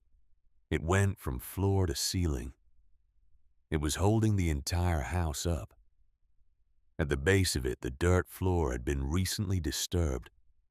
Maeve dropped to her knees. She started to dig with her bare hands. Hank knelt beside her. He did not speak. He just dug. After a minute, Cora knelt down too. After another minute, Wren did, even though her cough had started up again, deep and wet. A foot down, Maeve's fingers struck iron. She froze. She kept digging. The grate emerged from the dirt slowly. A circle of heavy black iron, 3 feet across, set into the bottom of the stone pillar, like a manhole cover. There was a padlock in the center of it.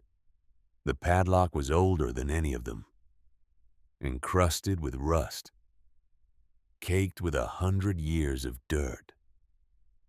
In the center of the padlock was a keyhole. Maeve took the brass key out of her pocket. She looked at Cora. Cora nodded. She looked at Hank. Hank nodded. She looked at Wren. Wren took her hand. Maeve put the brass key into the padlock. She tried to turn it. The lock did not budge. She tried again. She braced both hands on the key. She pushed with everything she had. There was a sound like a dry branch breaking, and the rusted tumblers inside the padlock shattered. The lock fell open. Maeve pulled it free. She tossed it aside. She gripped the edge of the iron grate with both hands. "On 3, she said. Hank gripped the other side. 1, 2, 3. They heaved. The grate came up with a grinding ancient shriek of metal on stone. It tilted backward. It thudded against the dirt. A black square hole opened in the floor of the cellar. A rush of cold, salt-scented wind came up out of it. The lantern flame jumped. Cora gasped. Wren whispered, "Maeve."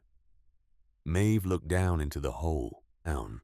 A rusted iron ladder bolted to the side of the shaft disappeared into a darkness that was deeper than any darkness she had ever seen. She could hear very faintly the sound of waves. She looked up at the others. I'm going first. Maeve, no. I'm going first. Hank, you stay at the top of the ladder with the shotgun. Cora, you stay in the kitchen. If anything happens, you take Wren, and you drive to Tillamook, and you call the FBI. Not the local sheriff. The FBI. Do you understand me? Maeve, do you understand me? Cora nodded. Maeve swung her legs over the edge of the shaft. The cold air rose around her like water. She turned.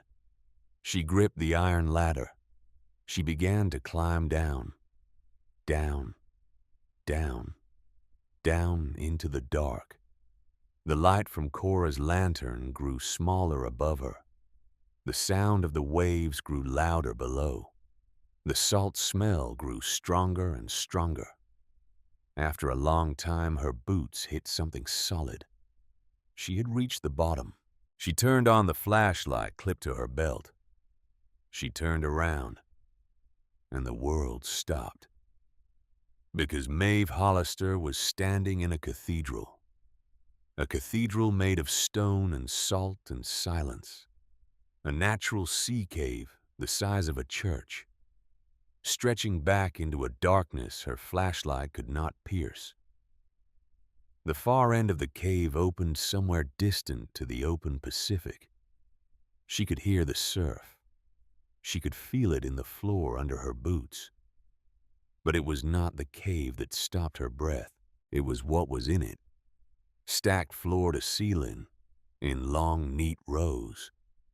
As far as her flashlight could reach, wooden crates, hundreds of them, thousands of them, every one of them stamped in faded black paint with 3 words: Consolidated Exporters, Reserve, Product of Canada.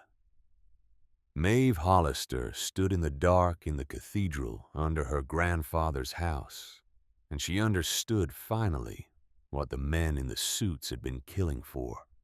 Her grandmother had died for this. Her mother had died for this. Her grandfather had died for this. And tonight, 4 days before the foreclosure deadline with her sister, coughing 20 feet above her, and a small white-haired librarian holding a kerosene lantern at the top of an iron ladder, Maeve Hollister was going to find out exactly why.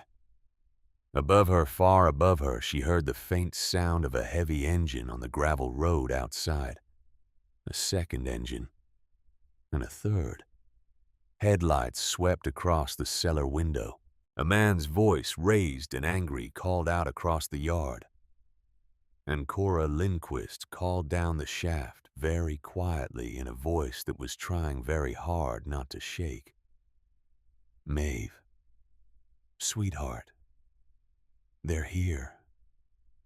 The words fell down the iron shaft like coins into a well. Maeve stood at the bottom of the ladder and did not move, could not move, because for 1 full second her body refused to do anything that was not listening. Listening to the headlights, listening to the voices, listening to her sister 20 feet above her in a kitchen full of broken cameras, drawing one small wet breath after another. Then her body remembered what it was for. It was for fighting. How many, she called up. 3 trucks. Cora's voice was tight. 2 black SUVs, 1 white pickup, maybe 6 men, maybe more. Hank. Yes, miss. His voice came from up at the grate, low and steady. Lock the cellar door. Push the freezer in front of it. Already on it. Cora. Yes, sweetheart. Take Wren. Out the back. Through the woods. Cora, listen to me. Do not get in your car. They will see the headlights. Do you have a phone? I have a phone. Walk to the tree line. Then run. Get to the Briggs cabin. He has a landline. Call the FBI office in Portland. Not the sheriff. Not the police. The FBI. Tell them Reginald Whitfield. Tell them Vane Capital. Tell them murder. Do you understand me, Cora? I understand. Ren. Yeah. Don't you die on me tonight. I won't. Promise. I promise. There was a small commotion above her.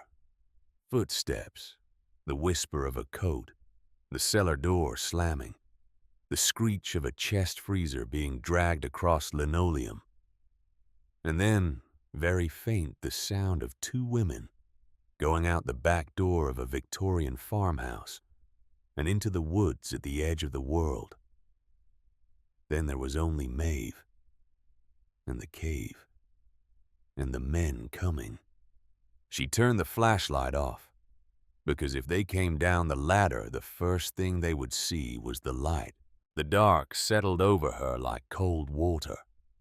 The only sounds were the hush of the surf far at the back of the cave and the far-off groan of the house settling above her head.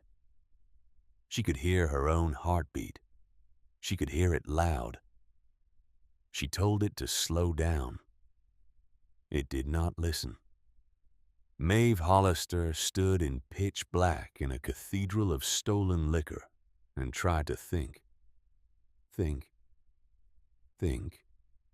The lockbox. Her grandfather had said the lockbox. She turned the flashlight back on. Just for 1 second. Just a flick. The beam swept across the rows of crates and caught deep in the back of the cave, the dull glint of metal on a wooden surface, a desk, a makeshift desk, pushed against the far wall. She killed the light again. She walked toward it in the dark, one hand trailing along the splintered edges of the crates, her boots crunching on 100 years of broken glass that had fallen from cracked cases over the decades. She counted her steps. 40, 50, 70. She reached the desk. She turned on the flashlight one more time. The desk was a piece of plywood laid across 2 whiskey crates. On top of it was a single object, a heavy lockbox bound in tarnished brass, the size of a large Bible. The keyhole simple. A latch. She drove the iron poker into the latch and twisted. The lockbox popped open. Inside, wrapped in oilcloth that smelled of cedar and thyme, were 3 things. The first was a stack of yellow documents tied in twine. The second was a smaller envelope, sealed with red wax, addressed in shaky handwriting to Minora. The third was a key, a small brass key, a safe deposit box key. Number 1147 stamped on the side. Tillamook County Bank. Maeve stared at the 3 things. For one small moment, her grandfather was there with her in the cave. She put all 3 items inside her grandfather's wool coat. The coat had deep inner pockets, old-fashioned pockets, built for a man who carried things he did not want anyone to find. Then she heard the cellar door above her splinter. A booted foot came down on the kitchen freezer. Then another. Then a man's voice, low and angry, said, "She's in the cellar. Get the grate up." It was not Tobias Vane's voice. It was older, drier, educated. It was Reginald Whitfield's voice. Maeve turned the flashlight off. She crouched behind a stack of crates. She pulled the iron poker close to her chest. Her heart had stopped trying to slow down. Her heart had now decided to be useful instead. It was beating in a steady, cold rhythm. The rhythm of a girl who had slept for a year in the back of a Honda Civic. The rhythm of a girl who had grown up holding her sister upright on cold concrete in dark alleys. She had been ready for this fight her whole life. The grate above the shaft groaned. A flashlight beam stabbed down into the cave. A pair of expensive Italian shoes came into view at the top of the iron ladder. Then a charcoal three-piece suit. Then a head of silver hair. Reginald Whitfield came down the iron ladder one careful rung at a time, like a man who had been waiting his entire life for this descent. He stepped off the bottom of the ladder. He turned around. He looked into the cave, and in spite of herself, Maeve heard him exhale. Even now, even at the end of all things, the man could not help being awed by a fortune. "My God," he said, to no one, to himself, to his great-grandfather. "My God, it's all still here." Maeve held very still behind the crates. Whitfield walked further into the cave. He was alone. She had expected men. She had expected 6. He had come down alone. That was either a mistake, or it was not. "Miss Hollister," Whitfield called out. His voice echoed off the stone. "I know you are in here. You will not be able to leave. The men above are watching the ladder. Come out. Let us speak like adults." Silence. "Miss Hollister." Silence.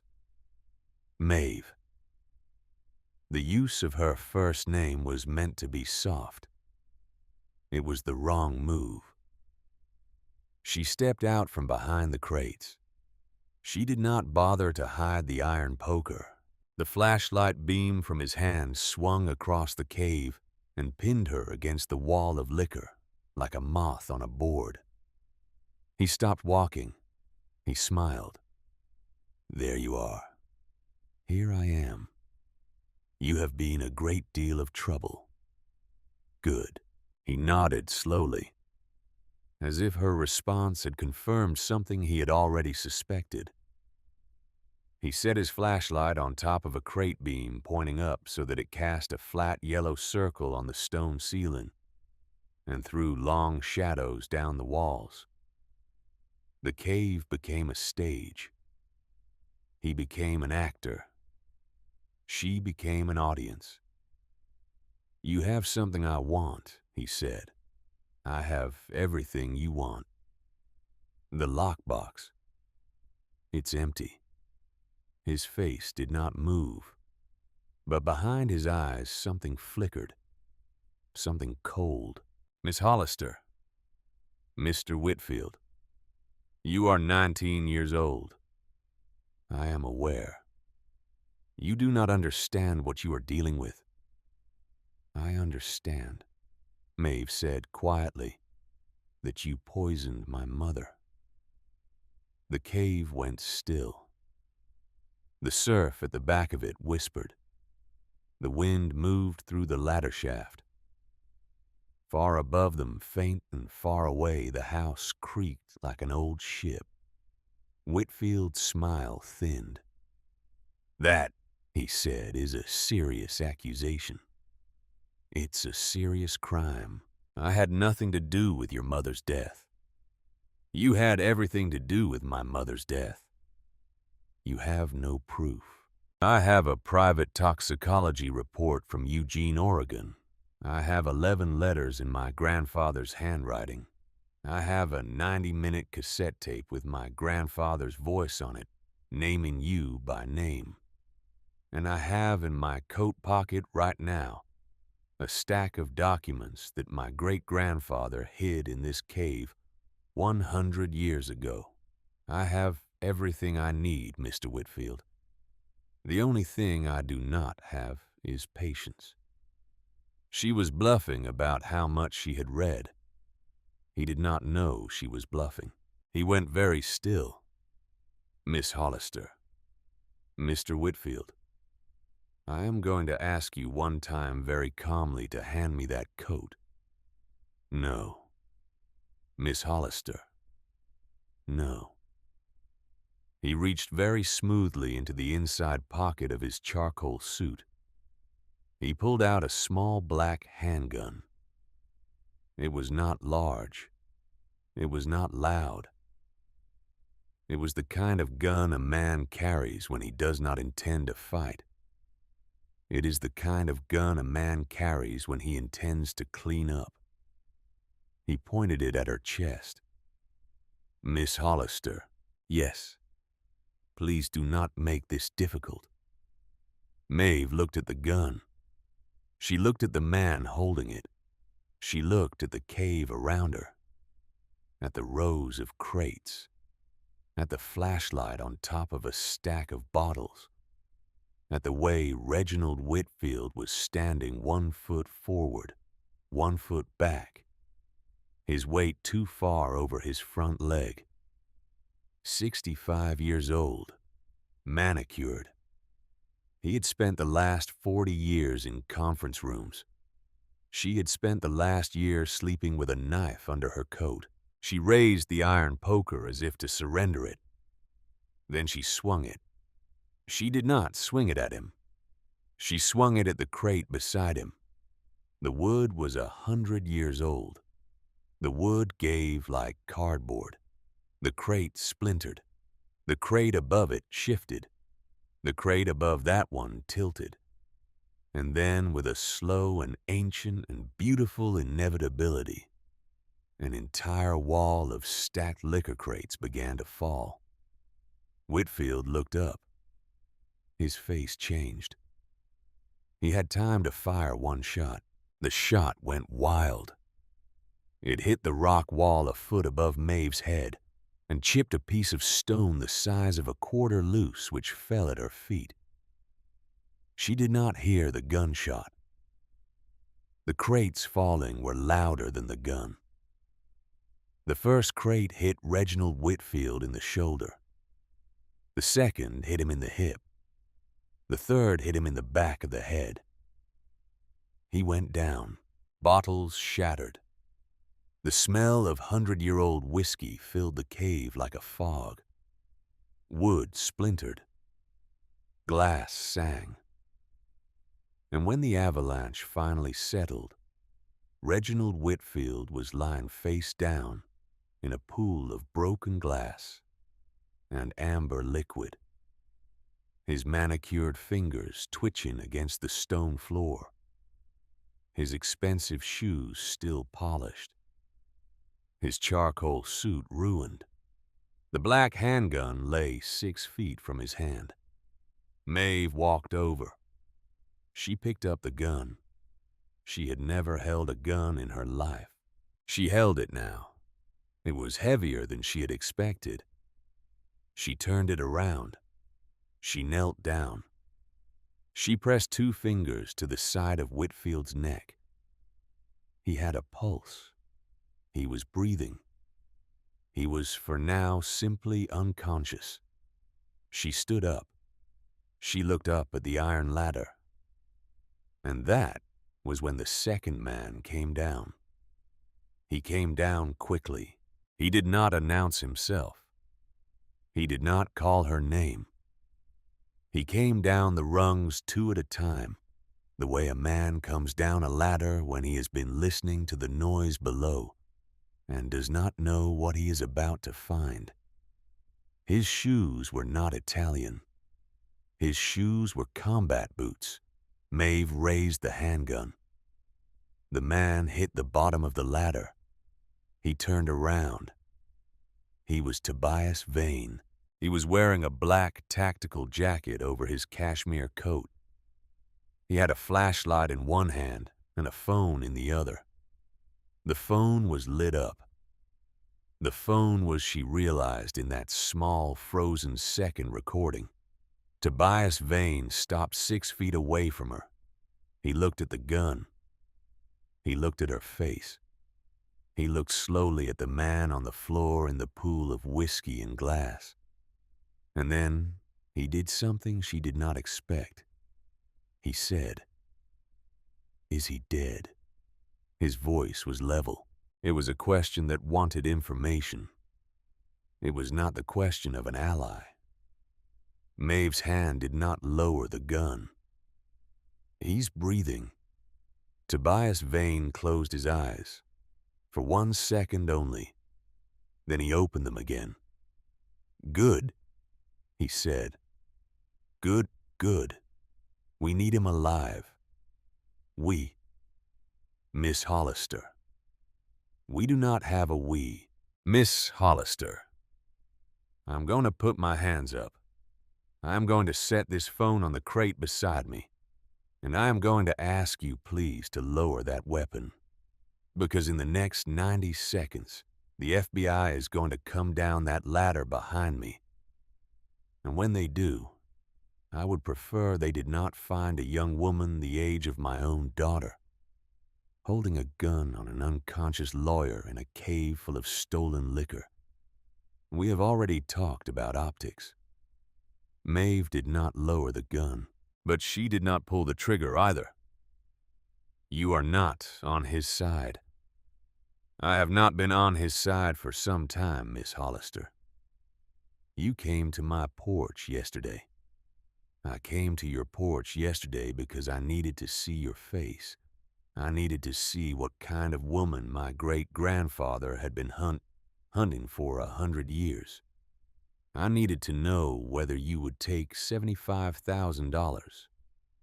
And you didn't. And I made a phone call last night. The FBI agents above us, the federal agents, the U.S. Treasury investigators who specialize in historical financial crime. They came because of my call, Miss Hollister. They came tonight because I told them tonight was the night Reginald Whitfield would crack. He has been telling me for a week that he was going to come here and finish what he started. He has been begging me to help him." Tobias Vane looked down at the man on the floor. "He has been begging me to help him because he is and has always been the spider in the middle of the web. And spiders panic when their web breaks." "And your web?" "My web," Tobias Vane said, "broke a long time ago, Miss Hollister. I have spent the last 6 years trying to clean up my family's history without going to prison. I will probably go to prison anyway. I am 55 years old. My father was a thief. His father was a murderer. His father was the man who blackmailed Elias Ashford in 1925 and stole the foundation of my company." He met her eyes. "I do not get to inherit the empire. I get to inherit the bill." The gun was still in Maeve's hand. She did not lower it, but her finger came off the trigger. "Why?" she said. "Why now?" "Because I have a daughter," Tobias Vane said. "And one day she is going to read what we did to your family. And I do not want her to read that I was the man who finished it." There was a long, long silence. Above them on the iron ladder came the sound of many heavy boots. A flashlight swept down the shaft. A voice barked. "FBI, coming down. Hold positions." Maeve very slowly set the handgun down on the floor of the cave. She slid it with her boot across the stone toward the ladder.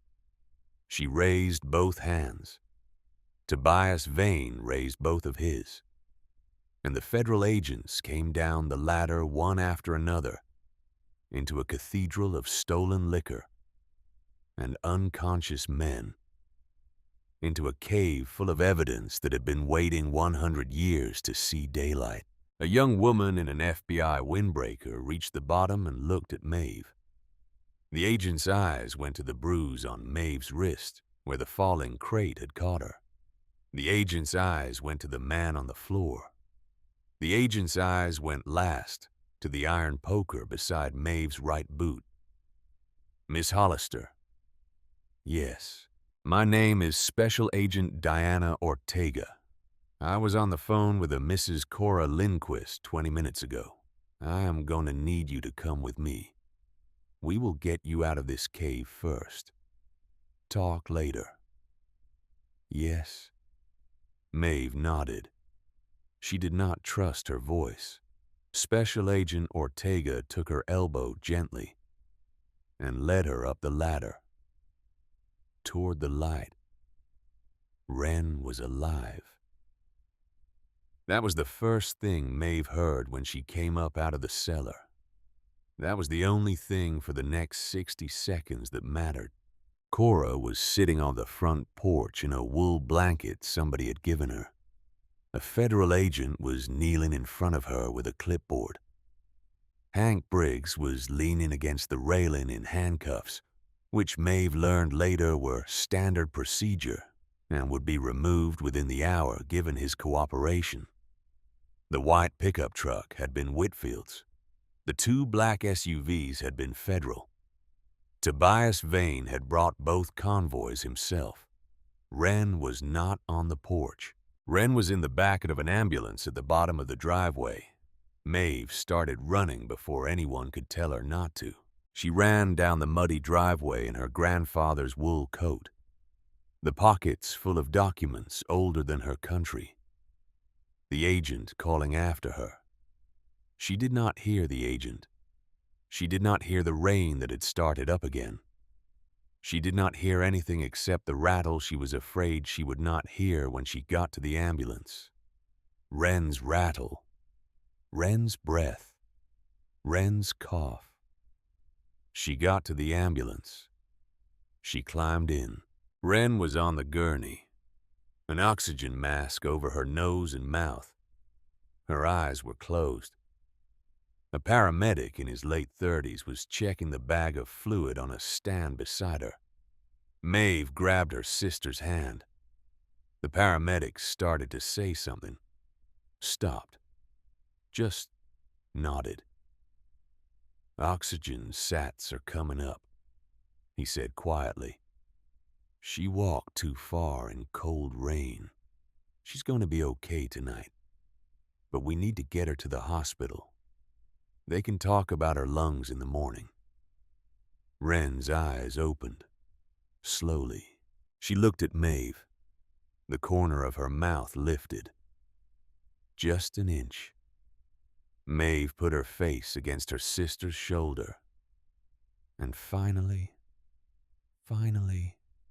Maeve Hollister cried. She cried for a very long time. For her sister. For her mother. For her grandmother. For her grandfather who had written 11 letters and never gotten to deliver one of them. For an old librarian who had stood waiting at her desk for 19 years. For the woman she would never become, because she had spent so much of her life becoming someone else. She cried with her face pressed into the rough cotton of an EMT blanket. She cried with the rain pounding on the roof of the ambulance. She cried with one hand holding her sister's hand and the other gripping the inside pocket of an old man's wool coat. The paramedic did not speak. Wren did not speak. Wren just held her sister's hand back. And outside on the gravel driveway of Cedar Hollow Dairy, the federal agents were carrying a man named Reginald Whitfield out of a cellar on a stretcher, loading him into a separate ambulance with a federal escort, reading him his rights through an oxygen mask. The web was breaking. After 100 years, the web was breaking. The next year was a blur, but it was a blur of light, not dark. So Maeve let it blur. The federal investigation lasted 9 months. Reginald Whitfield was charged on 23 counts: conspiracy, wire fraud, obstruction of justice, 2 counts of murder in the second degree, 1 for Silas, 1 for Nora. The thallium showed up clean in tissue samples from the exhumed body. The toxicology report her grandfather had paid for 11 years earlier turned out to be one of the most carefully prepared pieces of evidence the U.S. Attorney's Office in Portland had ever seen. The defense tried to challenge it. They lost. They tried to suppress the cassette tape. They lost. They tried to argue that an 11-year-old letter from a frightened mother could not be admitted into evidence. They lost that, too. By the end of the trial, Reginald Whitfield was 66 years old. He went to a federal prison in Sheridan, Oregon. He will die there. Tobias Vane went to a different prison, a minimum security facility in California. He took a plea. 18 months. Federal investigators told the court that without his cooperation, they would not have built the case against Whitfield.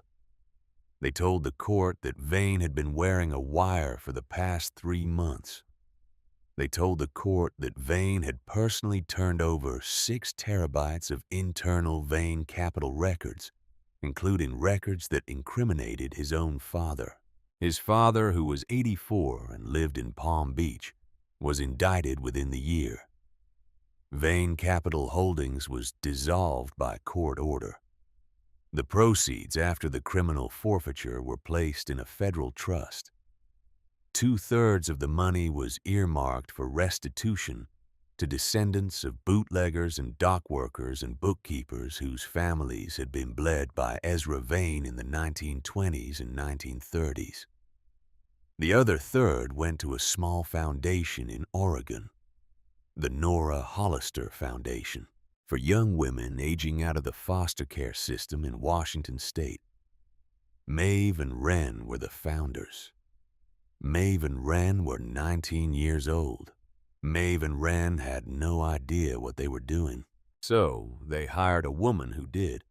They hired a 63-year-old retired social worker from Seattle named Beverly Anders, who had spent 30 years arguing with City Hall about child welfare.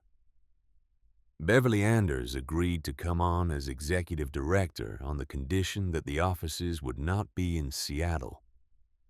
The offices, she said, should be in a small library in Cedar Hollow, Oregon, where a retired librarian could volunteer in the afternoons. Cora Lindquist did not retire. Cora Lindquist ran the front desk 3 days a week for the rest of her life.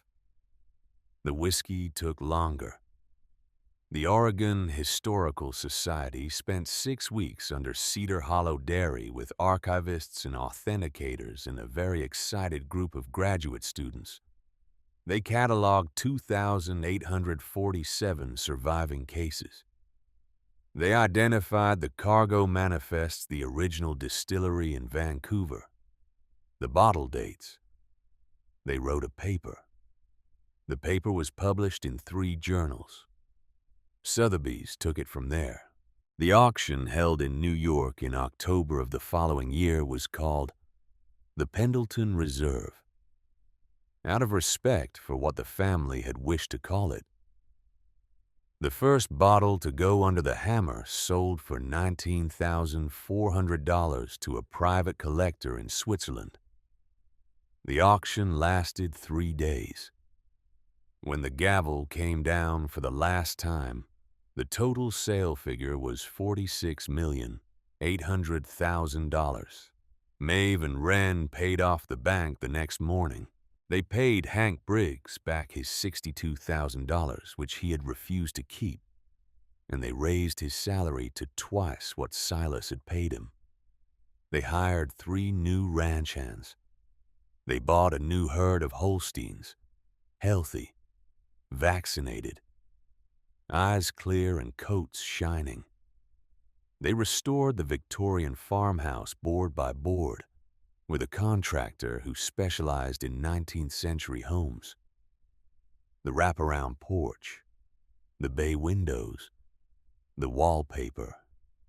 The kitchen where Maeve had once stood beside a single muddy boot print in the night was repainted a soft pale yellow that Wren had picked out of a magazine.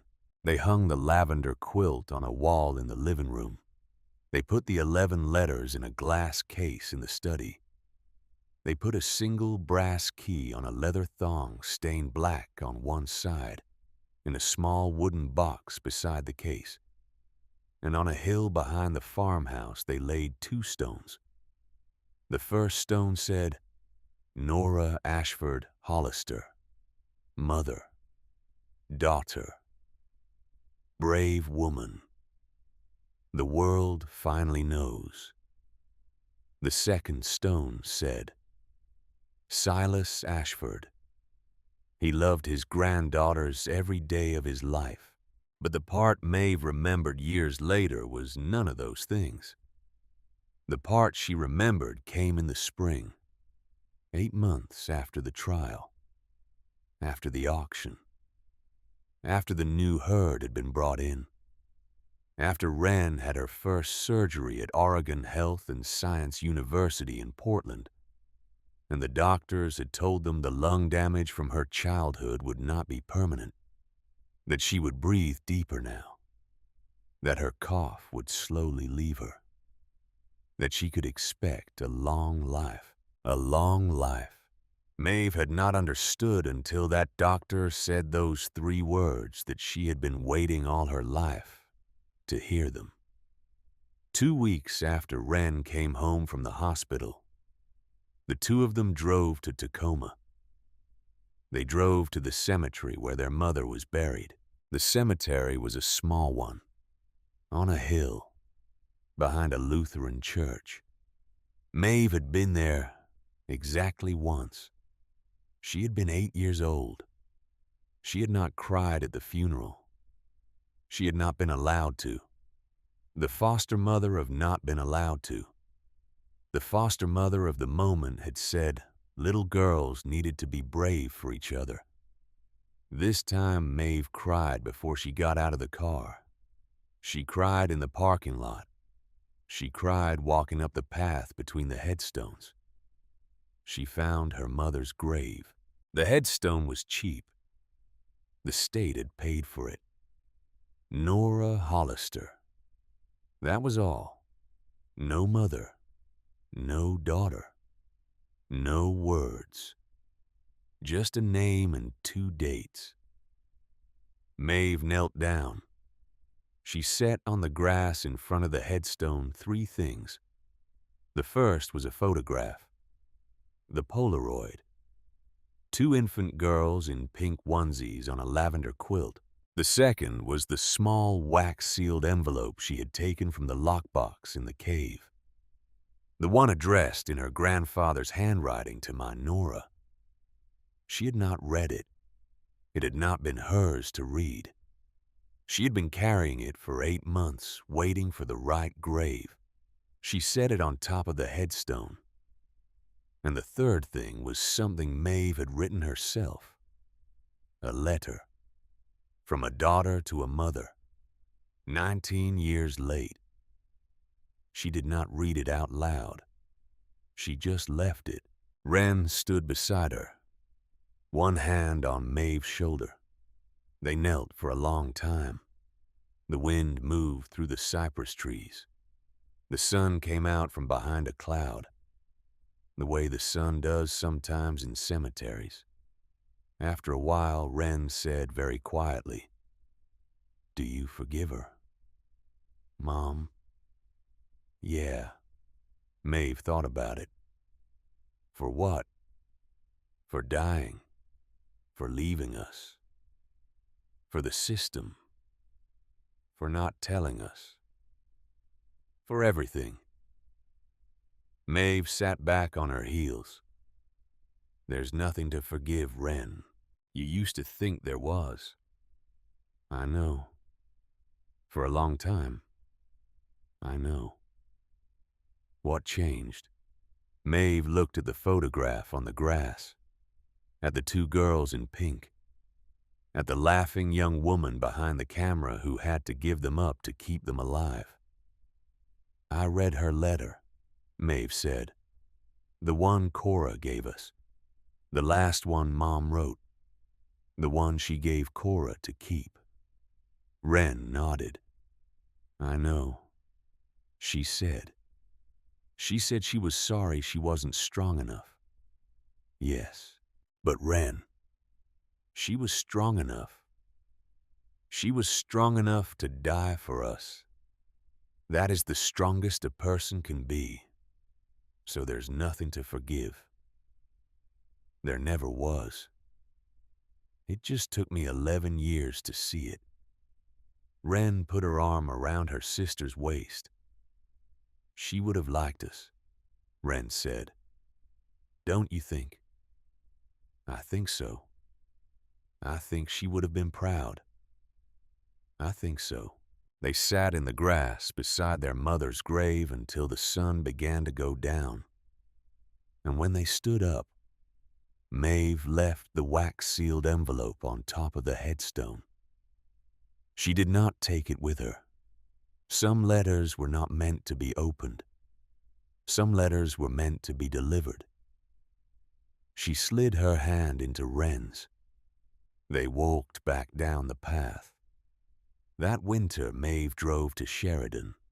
She drove alone. She drove a new truck, white. The kind of truck a working farmer drives. She had bought it after the auction, after Hank had taught her how to drive a stick, after she had spent a month learning to back a horse trailer up to a barn door. The federal prison in Sheridan was a low concrete building with razor wire and a parking lot full of women. It was visiting day. She did not want to be there. She had to be there. She signed in at the desk. They patted her down. They told her to wait. She sat in a plastic chair in a green-painted room for 40 minutes. Her hands shook the whole time. When they brought him out, he had aged 10 years. Tobias Vane. He was sitting in a beige jumpsuit. His hair had gone all the way white. He had lost weight. The cashmere coat was gone. The Italian shoes were gone. The Range Rover was gone. He was a 56-year-old man in a federal prison waiting room. And when he saw her, he looked at her with an expression she did not recognize. It was relief. It was relief that she had come. He stood up. "Miss Hollister, Mr. Vane, you did not have to come. I know." "Then why?" She sat down across from him. She folded her hands on the steel table between them. She looked him in the face. She had rehearsed this for 2 months. She had practiced. She still wasn't ready. "I came," Maeve said, "because my grandfather hated your grandfather his whole life. And my great-grandfather hated yours. And my great-great-grandfather hated yours. And it would be very easy, Mr. Vane, for me to keep that going." He did not answer. "I do not want to keep it going." He nodded slowly. "I will not visit again," Maeve said. "I will not write you. I will not speak about you in interviews when the press asks. I will not say your name to my children when I have them. The cycle ends here with me." His eyes were wet. "Miss Hollister, don't talk. I just want to." "Don't talk, Mr. Vane. Listen. I am not forgiving you. I want to be very clear. I am not forgiving you. What you did, what your family did, is not mine to forgive. Only my mother could forgive you, and you killed her. Only my grandfather could forgive you, and you killed him too. Forgiveness is not on the menu today, Mr. Vane. So I am not handing you forgiveness." He nodded. He was crying. "What I am handing you," Maeve said, "is the end of the war." She stood up. "My family is done fighting yours, Mr. Vane. Find some other way to live." She turned. She walked out. She did not look back. She did not cry until she got to her truck.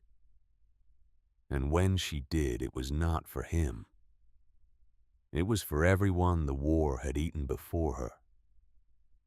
2 summers later, Cedar Hollow Dairy hosted its first annual open house. The signs at the gate said, "Welcome, the Nora Hollister Foundation. Summer visit." The buses came up the gravel road at 10 in the morning. There were 53 girls, all of them between 16 and 20. All of them aging out of the foster system in Washington and Oregon and Idaho and Montana. All of them wide-eyed and a little scared and pretending not to be either. Maeve met them at the porch. She was 21 years old. She wore jeans and her grandfather's wool coat, which she had never given up. She helped each girl down from the bus. She remembered each name. She did not even one time talk down to them. After lunch, she took them on a tour. The barns, the new herd, the renovated farmhouse, the library room where they had built a full set of shelves and where Cora Lindquist now ran a creative writing workshop on Saturdays. She showed them the wraparound porch.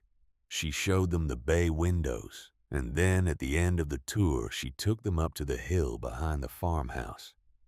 She showed them the 2 stones.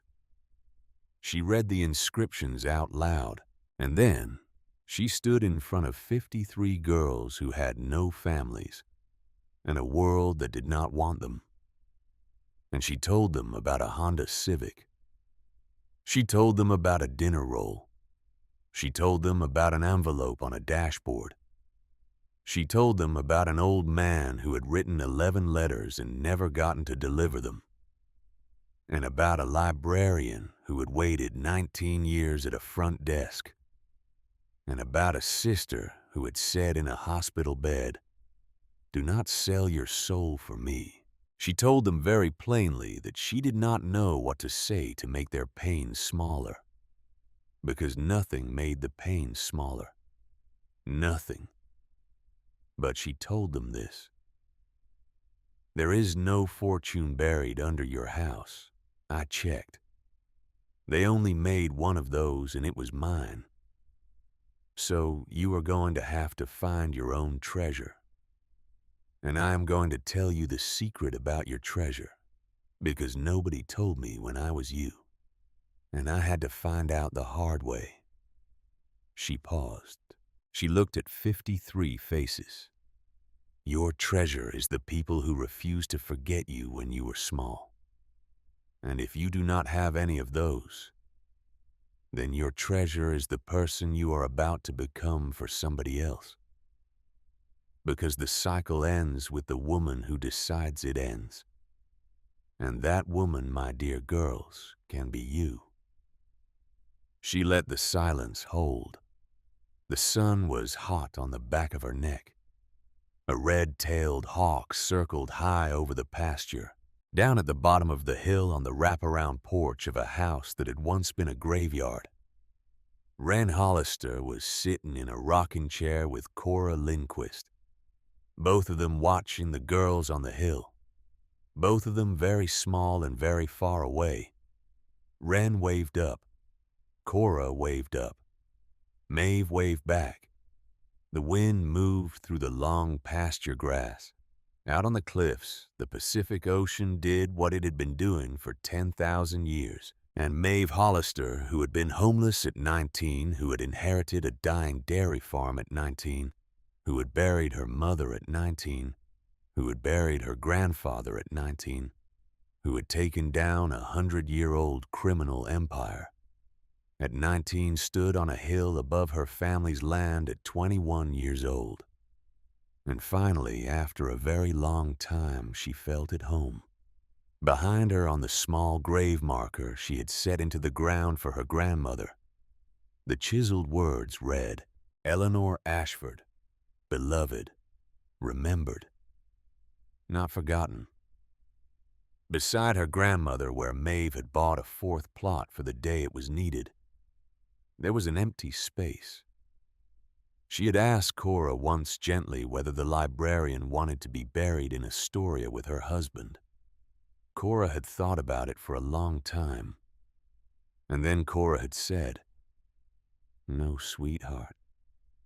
I think I would like to be buried with my girls. Maeve had not been able to answer for a while. When she could, she had said, Then that's where you'll be. And that was the end of it. That was, she understood now, the whole story. Not the cave, not the whiskey, not the trial, not the auction. The story was an old woman saying, my girls. The story was a homeless girl in the back of a Honda Civic finding a family she had not known she had. The story was 100 years of cruelty ending one cold night in Oregon because a 19-year-old refused to take a check. The story was that love is patient. The story was that love is also stubborn. The story was that the women in this family had been waiting for each other for 4 generations. And in the end, after all of it, after everything, they had found each other. The end.